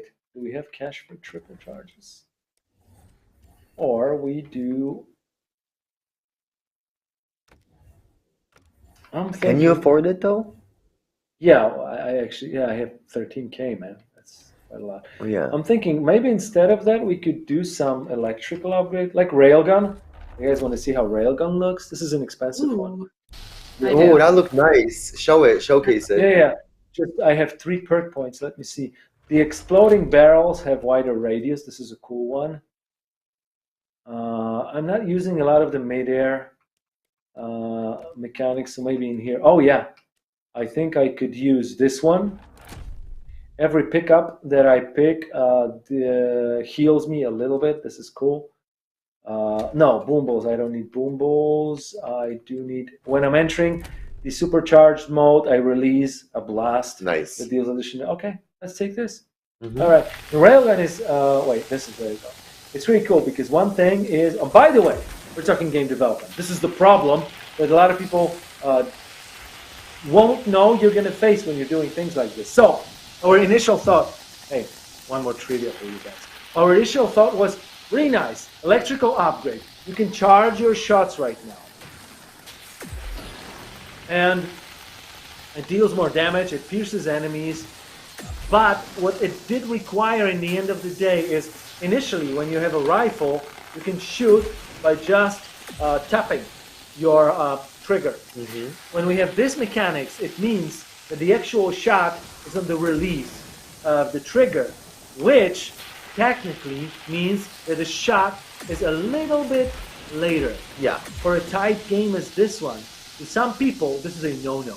There are people who do not use this upgrade because they have their weak spot shots timed so perfectly and so tight that they just couldn't afford to have the shot on the release. One of the things that we found out during the playtest, during the focus test, very interesting stuff. We thought, hey, what can go wrong? Like, this upgrade only gives you cool stuff, right? Yeah. It turns out that sometimes it's a trailer.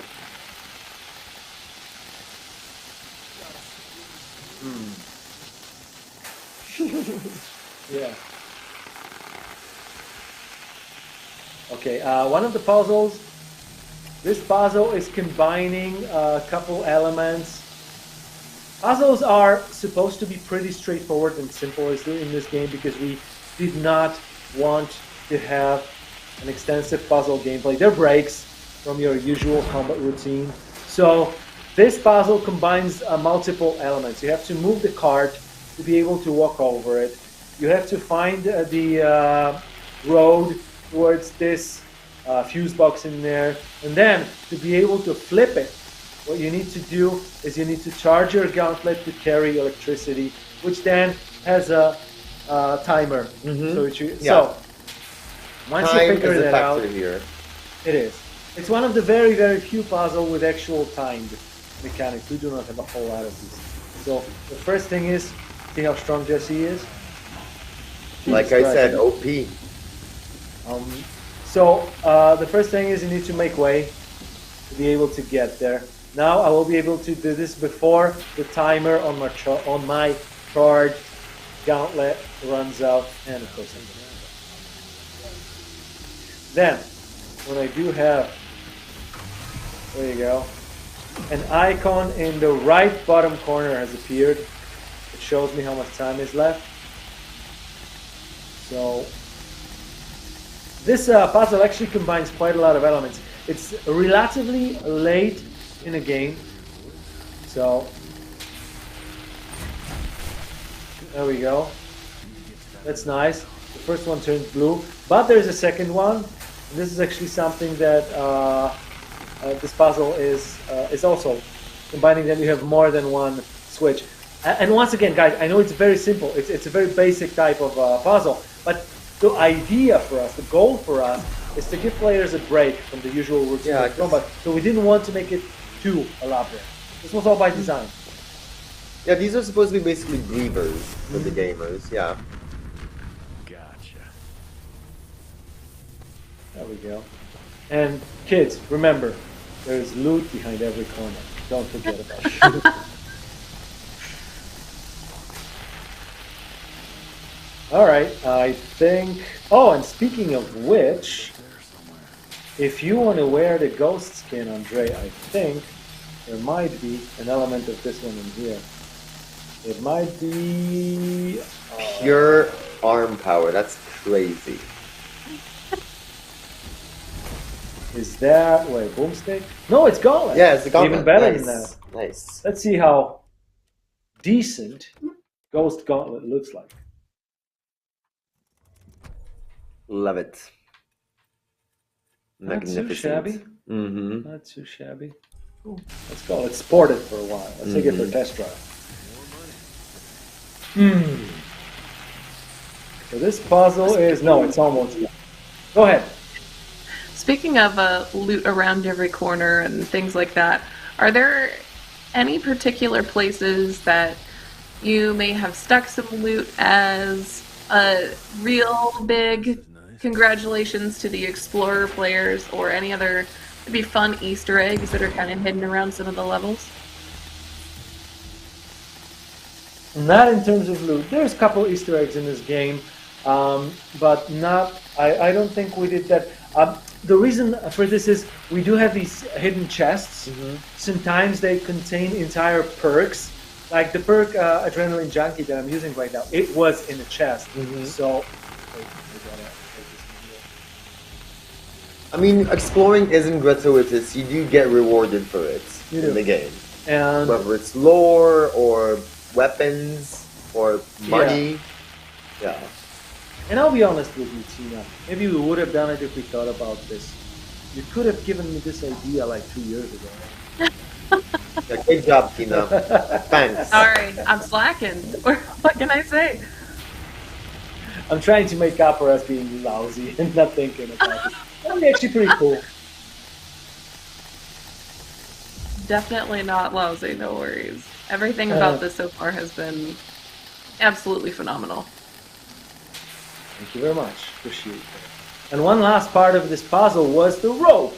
You need to get a rope so that you can switch to crossbow in here and create a zipline with it. It's one more, you know, extra exotic mechanic. Yay. So, yeah. And also trivia for you right there. This mission includes the biggest number of traversals of all the missions in here. Like by traversals, I mean this.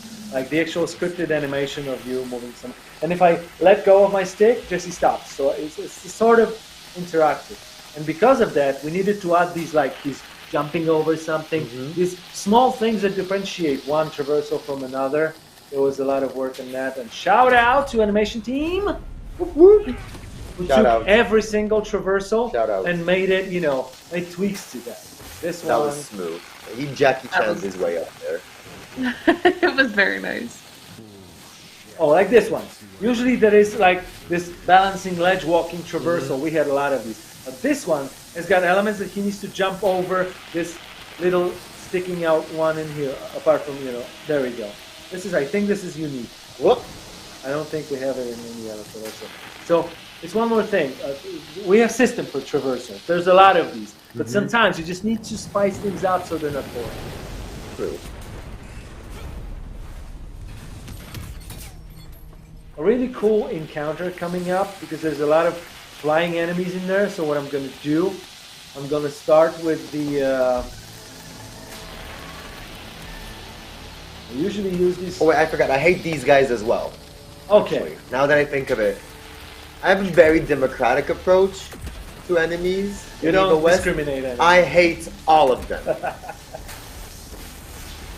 Well, they're vampires, They're not like, you would not, sit at a Christmas table with them. It's stuff like that. True. I mean, you could as their meal, technically. Right? Oh, You know. I wouldn't eat that. I don't recommend it. Lovely thought, though. Is it? Why not? Yeah, contained that for a second. They need to celebrate too. Okay, this is this is a safe space for vampires.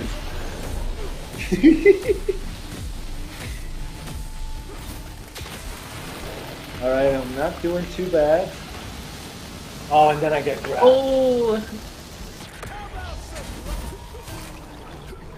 I love the finishers too. But that's so The cool that animator's really I did not know great, that the extras are on the marketplace. That's really cool. I think they are, if I'm not mistaken. But I remember there's one of the moments where Christian was like, guys, it's really awesome idea, but I kind of thought about this year or two ago. You want to see what I have? And we're like, dude, hook us up, man. Did he just send you a link to the marketplace item? No, we were just really lucky to have him. He's it was a bona fide basically, There we go. That was cool. And don't forget about things hidden in not so plain sight, which in this case is a perk point. yes. This is also one of the things that is in this secret chest. Not a perk, not a skin, just one of the perk points that you can. There you go. And you have the reminder system just popped up because it just figured out that there's new things. Okay. One more ledge walking. Probably the longest one that we have. so these sections are scripted, but do they use any physics components or anything like that, or is it just animation based? Depends on the type. This one does not. This one is purely animation based, but we do have these ones where Jesse is sometimes using his whip, and these use the system where both the whip and Jesse is pulled to the entire from the beginning place to the destination place, because it's scripted so that the animation is the same, but the speed and the distance changes. So we use the same system for different gaps to cross. Semi-procedural, was that what I should say? Kind of ish. Very cool. And it was, of course, a lot of work. People don't realize, how many of these things you come up with, not only idea, but you need to make them, you need to polish them, and in the end of the day, it turns out, hey, you thought you were done? No, a lot of that looks the same. Please work again and differentiate some of that so it's not boring. Especially if, you have at least somewhat idea that you would like this game to look a little bit more higher budget. So that's also one of the reasons why. And once again, there was no hub in between missions, so we got this jukebox. Kidding. There's actually There's actually a respec machine. You do that, you can, and it's free of charge. Trying to be nice to the players. You can just Very cool. respec your you get the cash back and the perk points back, and you can respend it any way that you want. Yeah, the players really like that. That they were given the liberty of choosing if they can do that. I mean, like if you take Assassin's Creed, for example, this game allows you to respec at any given moment, I think. Maybe it costs a little bit money. I don't remember precisely. But at the same time in here, we didn't want to be any given moment. We wanted to have at least some sort of feeling of attachment to the to your build, but at the same time, like in between, like in Dark Souls, you need to use a very, very rare item in most of the Dark Souls. So we're kind of in the middle. That's one of the. Well, you kind of force the player to live with his decisions, but at the same time, then they appreciate the moments they get when they can choose. Oh yeah. You know. And balancing that is not easy. Like, you might make it. You're tempted to make it too tough. One of the games that I've worked on, it's not Evil West, but a long time ago, it was called Lords of the Fallen, and you could respec your character in that game, but it was only once per playthrough, and it was not easy. You needed to do certain chain of events, and like looking back at it retrospectively, it was way too hard. So I would not have done it again. There's a question from RC Liftoff. We see some of them here. Those falling rocks, do they have collision on them per chance, or are they mostly just kind of particles to give the effect? I think they're effect decoration for the most part. There are, but it's still scripted. There are moments in the game where they could hit Jesse and Jesse reacts, but it's also part of this, having variety in the traversals. Basically, no, and they definitely do not damage. No, that's so they are the only the visual.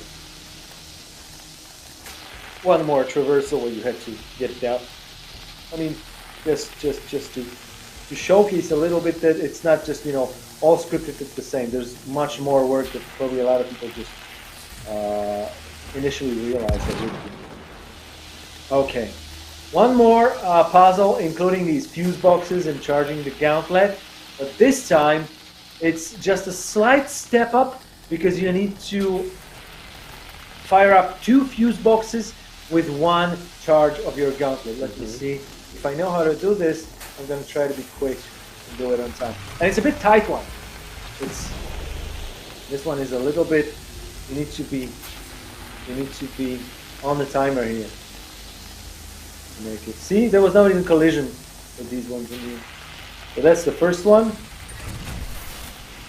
Then I gotta use the zip line and make it to the second one before the time runs out. And made it. Barely. That's the second one. And we're nearing the end of this mission, which is at the very top of the mountain, which is a big encounter, including this huge. I don't even know what to call it. Faraday's cage. Thank you very much, Andre. I would appreciate it. And, no cell phone coverage whatsoever there. And there is a unique mechanic in there. Once again, to make things interesting. Very. I think there might. Oh, there you go. Let me see if I have something to spend in the meantime. Yeah. 1 point. Perk up your game. Okay. Let me see. Slam the fam. This is fun, but I'm not using uppercut. Not enough. Yeah, you don't juggle your opponents too often, do you? Oh, I'm going to do this. End of the E combo has a special attack which deals more damage. So I'm going to finish more enemies with my combo that way. Cool. And I think, no, there's 2 encounters left in this mission. There's really interesting, actually, this is one more breather encounter, as you can see. This one is simple. You could either pull them with your zapper or use the weak spots. It's one shot, whichever way suits you. And one encounter before last in here, it's a really interesting one. People who played this game after it came out will probably never know this. But this encounter used to look much different than it does right now because we were tempted. And it ties into something that we said a long time ago at the beginning of the stream about cutting things out, having to let things go. This encounter used to have a unique mechanic to make things exotic, to make things interesting. Wait, I really want to take this, I don't want to skip this. And this encounter used to be different. We used to have a unique mechanic, kind of like a tower defense, where there was an element you had to defend with time passing by, and enemies were trying to destroy it. But we ended up with a couple reasons for this to be left out in the end of the day. The first one was it's really late in the game, so not all the players will see it. The second one, it was a unique mechanic that we only used in here. The third one is balancing and debugging it started to be kind of a process, and we said, okay, it's better to allocate resources elsewhere because we were on the clock. We needed to finish the game. So I'm sorry you're never going to see that. It was kind of fun, but it would never probably shine enough, and we had to let it go. And this is like your everyday job. You had to let go of the things to be able to finish the game. So, as they say, done is better than perfect. And super combos at the end. That's really nice. That helps a lot. So we got another question in from chat that I'm curious about, because you have been just way too pro and haven't died yet this entire time. Oh, congratulations! Come on. Oh, you haven't died. Really? But, Yeah, you haven't died. I'm gonna need to check the build you're playing because I'm pretty sure it's God mode. Are you dying now? What are you doing? No, that's crazy. You're crazy. I mean, come on. You're crazy. How do saves work in this? Is there an autosave system, or is it milestone based, where after a certain point you just respawn there? There's checkpoints. Let me just real quickly. There we go. So I'm going to spawn right before this. It's not God mode, see? I told you. I'm going to spawn right in front of this encounter. There you go. So it's decently frequent checkpoints in a mission. I actually have not touched upon this. You're right. It's a very interesting thing. It's not very sophisticated. A lot of things use that, but there's no like manual save. Game is being saved at certain checkpoints, usually before encounters and after missions, of course, and so on. And yeah, what you can also do is you can replay entire mission if you want to, or replay the missions that you have finished before. If you want to find the missing gold pickups and even the chests that you missed, you can replay the entire mission. Very cool.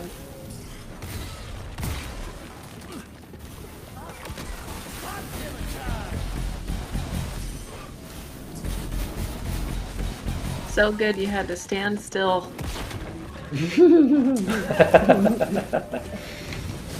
Ooh.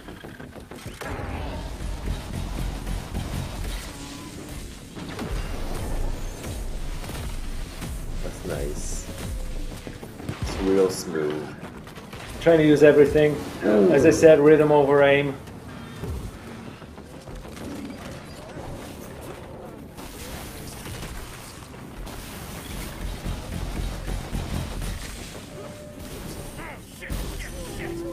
Alright, and already don't do that.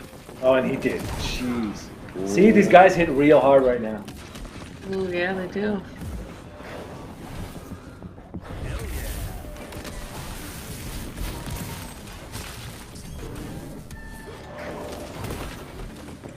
So obviously the difficulty, probably like most things, needed to be iterated.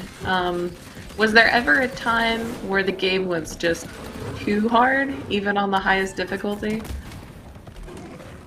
There was a lot of times when the game was too hard. We did 3 or 4, I don't remember precisely, rounds of focus tests, of play tests of this game. And oh god, okay. And well, shout out to the game design team, especially balancing the game, because they've been playing it so much. Oh god. And You're really pushing it. there were moments where they just didn't see the problem. Like people were playing it, and we needed focus tests to see that the game was too hard in some places, especially at the later stages of the game, where a lot of the encounters are have reduced number of regular small trash enemies and quite significant number of the bigger ones. These have different mechanics. These not only have unique attacks, these have these stacks. You can't electrocute them right away. You need to build the stacks with the melee punches. And this stuff made these encounters much tougher, so sometimes we needed to reduce the number of enemies in some of these. Yeah, of course, and especially on the evil difficulty, which is the highest difficulty of the game. Right now, this one is, I probably could have finished the game if I dedicated enough time to it, but it's a really challenging experience for me. I don't play it casually on evil difficulty. That's way above my feeling of hardcore person. I don't think anyone plays it casually on super hard. I've seen a couple streamers that started the game on evil, like Co-Carnage. I've watched this guy. Luckily, he finished the kudos. I mean, he really wanted to play Evil West and finish the entire game. And I think he played on evil difficulty, and he didn't switch. You can switch mid-game. You can do it any moment, but he didn't. So it kind of felt like he really wanted that. Try hard. Yeah. Yeah. So it depends on the type of player you are. True. And this is your most stoic Virgil. I think he's kind of mad at us that he had to fix the fuse box when we were fighting these enemies. We just had fun. He is giving off the this sassy vibe. That is true. Oh, and he said, like, you go. I'm gonna say, okay. I'm sorry, Virgil. My best was not good enough, I guess. All right. Last encounter ahead of us. I think I've mentioned that a couple times already.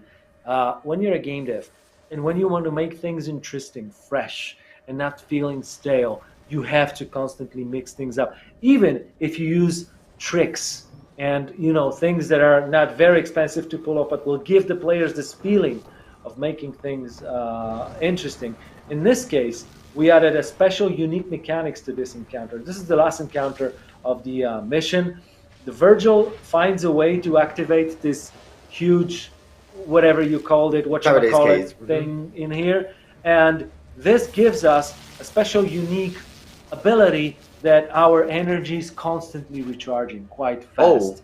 So I am going to be using a lot of combat attacks and even the supercharge quite often, disproportionately to how this encounter, how difficult this encounter would be without it. There's a lot of highborns in here, a lot of waves of the enemies, and you're going to see how easy I will make it look because of that. So this is really fun because it's kind of reversed. You're the hunter in here, and if you're exploiting that, it feels really fun. You feel like way more powerful than a regular human being would.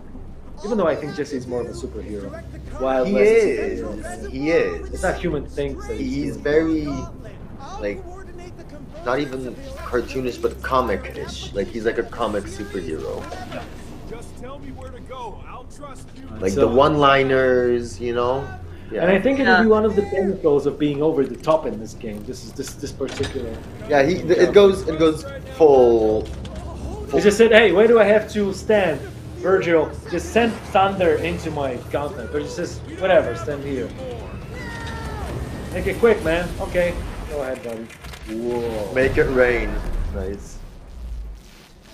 And you even have tutorial for that, so the players don't miss it. Damn, Virg. There's a special unique upgrade of the gauntlet that is being activated here. I think it's called Up the Sleeve. Yeah. There we go. Which makes a gauntlet explosion every couple strike. It's a random number. I think from 2 to 5. I don't remember precisely. But yeah. And Very also awesome. notice the electric bar, electric. What the hell? Electricity bars at the beginning. They're constantly being regenerated, as you can see. Yeah. Speaking of perks in the perk window, there was a question in chat earlier, they were wondering if the upgrades window uses the gameplay ability system in Unreal, or if that was just all custom made. We do use gameplay ability system quite heavily in this game. It's a lot of the AI basis. Wait, yes. I'm sorry, I need to double check my notes, but yes, this is the exact system that my colleagues from the tech department section make me ask me, please, Tomek, remember to mention that ability system is something that is heavily utilized in our AI system. So thank you very much for that questions, guys. I would end up being a ungrateful nerd who didn't mention that.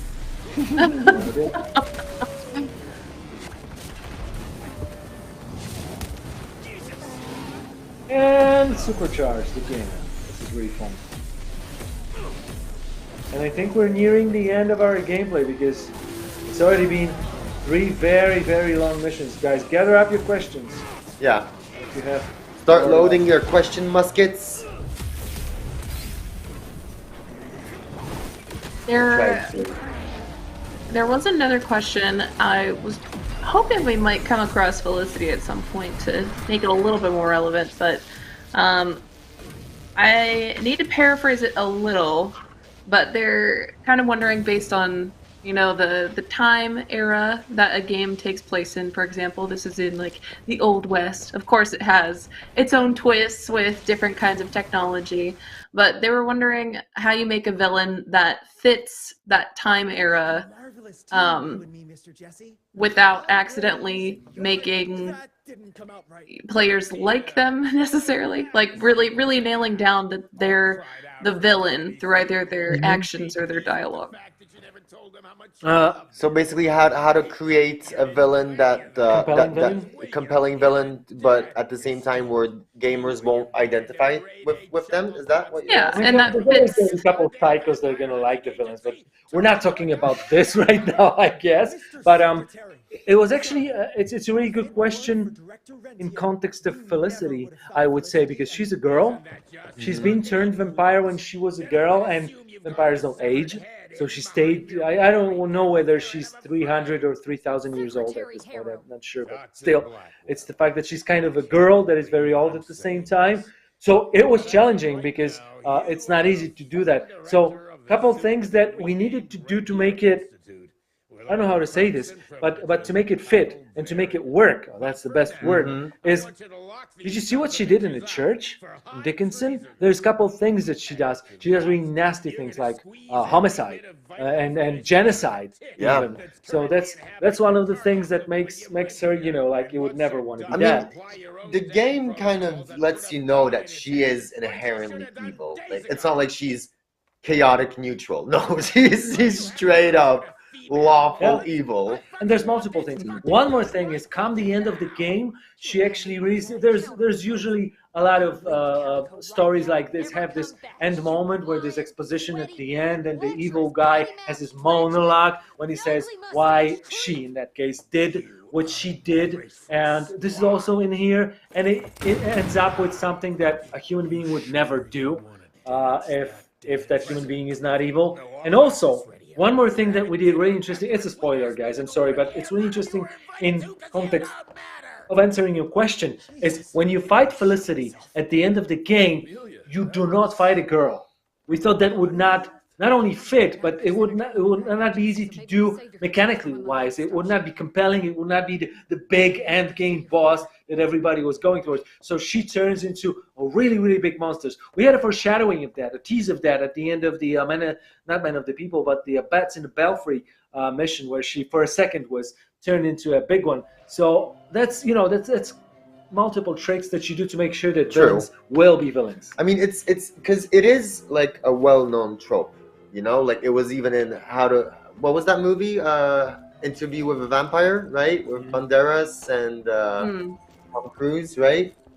So there, Kirsten Dunst, right? She plays that girl that was turned into a vampire. Yep. But we put it up a notch where she actually changes, and then like she doesn't have that girlish demeanor at all. She's one of the story plots in here is spoiler, guys, her maker dies at the beginning of the game. She needs to grow up real fast mentally. Yeah. And this is one of the things why she starts all this genocide going crazy and bonkers is because she thinks she needs to take control. And in her mind, it's kill everybody. Prove everybody that I am the ruler in here. And this is what she's always going to be. Guys, do you want to see the best things that our QA likes to do in this place? Don't try this at home, guys. Oh no. Oh no. No, you can't hurt them. Don't worry, guys. It's all good. They're playing through. I was worried for a second there, not gonna lie. Yeah, No, me no. too. I forgot about this place. It's so silly that I just. Anyways, so that's Felicity, and that was tough. We also when we were walking across the Bats in the Belfry mission, she was humming in there. She was like talking her monologue about humans and vampires fighting. You just find bigger and better clubs. You're still the caveman. Blah blah blah. This is all the things that it was a process. We did not have all of them in the game. We found out new ways to put that, so this whole plot is sustained throughout the game, and it's being built up to be what it is at the very end, which is where Felicity is a bad, rotten person, and she does very nasty things, and you don't have any, regrets of actually having to fight her at the end. And we also help the players by changing her into a mutilated monsters. It's all good. I wanted to show the showcase of the weapons. It's in the hub right now. Very cool thing. When you get a new weapon unlocked, it's being placed in here. Yeah, that's a really nice touch. All right, I'm going to be running around the hub for just a couple moments. Guys, if you have any last remaining questions, go ahead. Otherwise, we might... Yeah, this is the moment where Jesse goes gallivanting, essentially. Awesome. Yeah, I'll toss a few at you. We just have a couple more, and then we can probably wrap it up from there. Sounds good. So still on the kind of villain conversation, is there a point that you think maybe the actions matter more than the dialogue as far as the villain is concerned? I do. I'm not sure if I get the drift. I think right the genociding does it. We don't have any non-linearity, so it's not like you make any decisions in the game by making certain actions. But if we're talking about the narrative, we definitely wanted to not have to rely on written text, on dialogues, and on cutscenes where we didn't have to. So there are elements like actions that enemies and villains do. But I would say that when I think about this retroactively, I think the main strength in the story, the main messaging and the main element why it's compelling is in the actual cutscenes. I think the most important things happen in there, and they are the most important means to convey and to persuade the players towards which nature, which character. Like, come on, look at Virgil. This guy is nerdy because of all of the cool things that he does in the cutscenes, all of the funny things, all of the clumsy things that he does in the cutscenes. It's where it's at. Yeah. This is where we conveyed it. So I still think, especially in a fairly linear, straightforward game like this is what you use cutscene for. True. In cases like this. I think, yeah.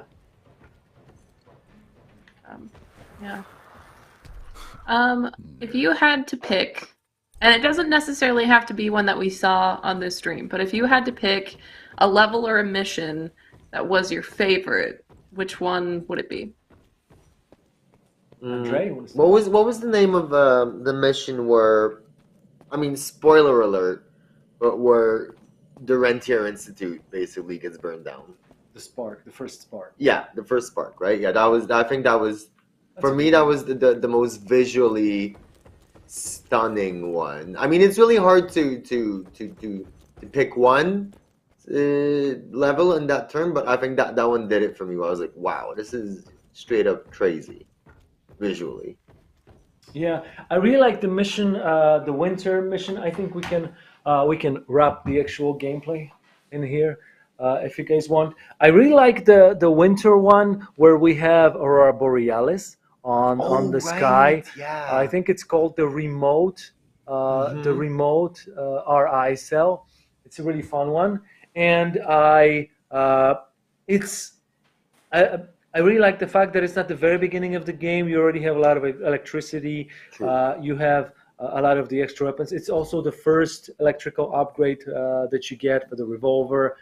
It's got extra kind of secret arenas in the game where you can unlock some of the stuff.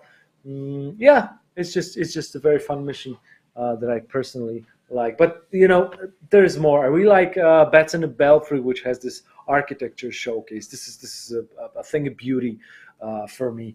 I really like the Men of the People, which is, you know, less linear. Yeah, the one we played.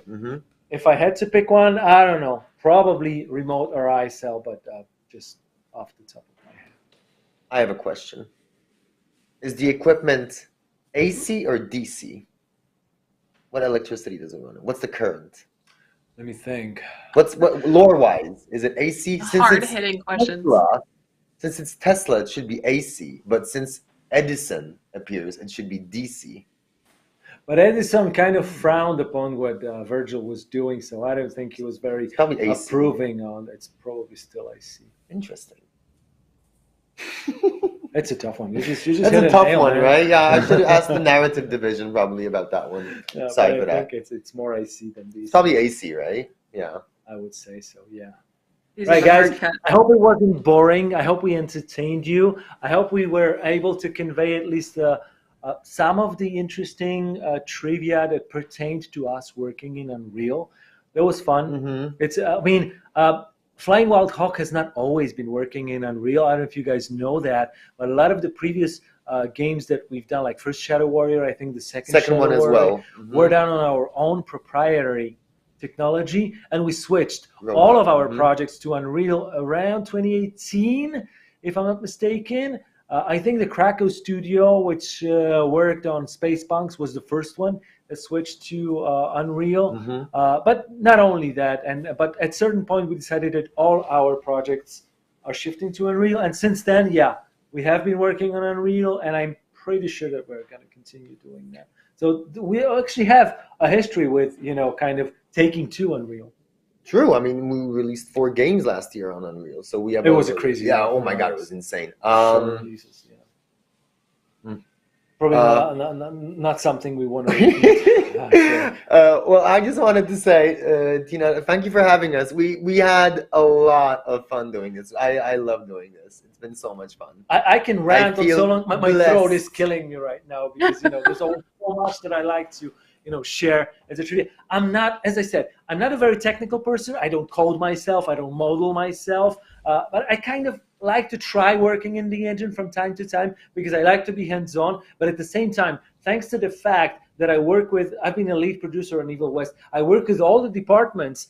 I have this wonderful overload of information on all fronts that I just feel the sheer abundance of it, and I want to share it with everybody. So it was fun for me, and I'm really happy and thankful for you guys wanting to have devs like us in here, so that I could actually, you know, spill a little bit of that. It's overflowing. It is. Yeah. So thank you. Yeah. Absolutely. Well, thank both of you for coming onto the show today and playing through the game and giving us kind of the inside scoop on how it works and how it was built. So thank you so much for giving us your time. I know it was quite a chunk of it. So appreciate you coming on and doing that for us. Okay. And once again, thanks to everybody watching. Yeah, thank you to all the people who are watching. We really hope you guys had fun. We know we did. So absolutely. For sure. And yeah, like they were saying, thank you all so much for coming and watching the show and asking your questions and being part of it. This wouldn't be what it is without you and your participation. So thank you all so much for coming and being here. And if anybody showed up late, don't worry. We post all of our streams on video format on both our Twitch and YouTube channels at Unreal Engine. So you'll be able to go back and watch the whole thing later if you want to. Also, don't forget to check us out on all of our other social media at Unreal Engine as well, or come say hi in our forums where you can get all the latest news and all of the links associated with today's stream, including where you can go download the game itself and go play it, which I know I'm going to be doing because it looks like so much fun, and I need to know more about what happens to precious little baby Virgil now. So I need to go find that out. But Well, you should with that, enjoy him while he's there. Yeah, Definitely. just taking all the moments as if they were his last moments. You know, that's a I'm good not ready. approach. He's a hero. I'm not ready. All right. Well, with that, again, one last big thank you to both of you for coming on. And thank you, everyone. Make sure you check out next week's Inside Unreal episode on Thursday. We've got a really, really cool announcement on that one. So come check that out. But with that, I'll see all the rest of you next week. And thank you once again. One big last thank you. Bye, Have a great everybody. Friday. Have a great Thanks. weekend, everybody. Cheerio.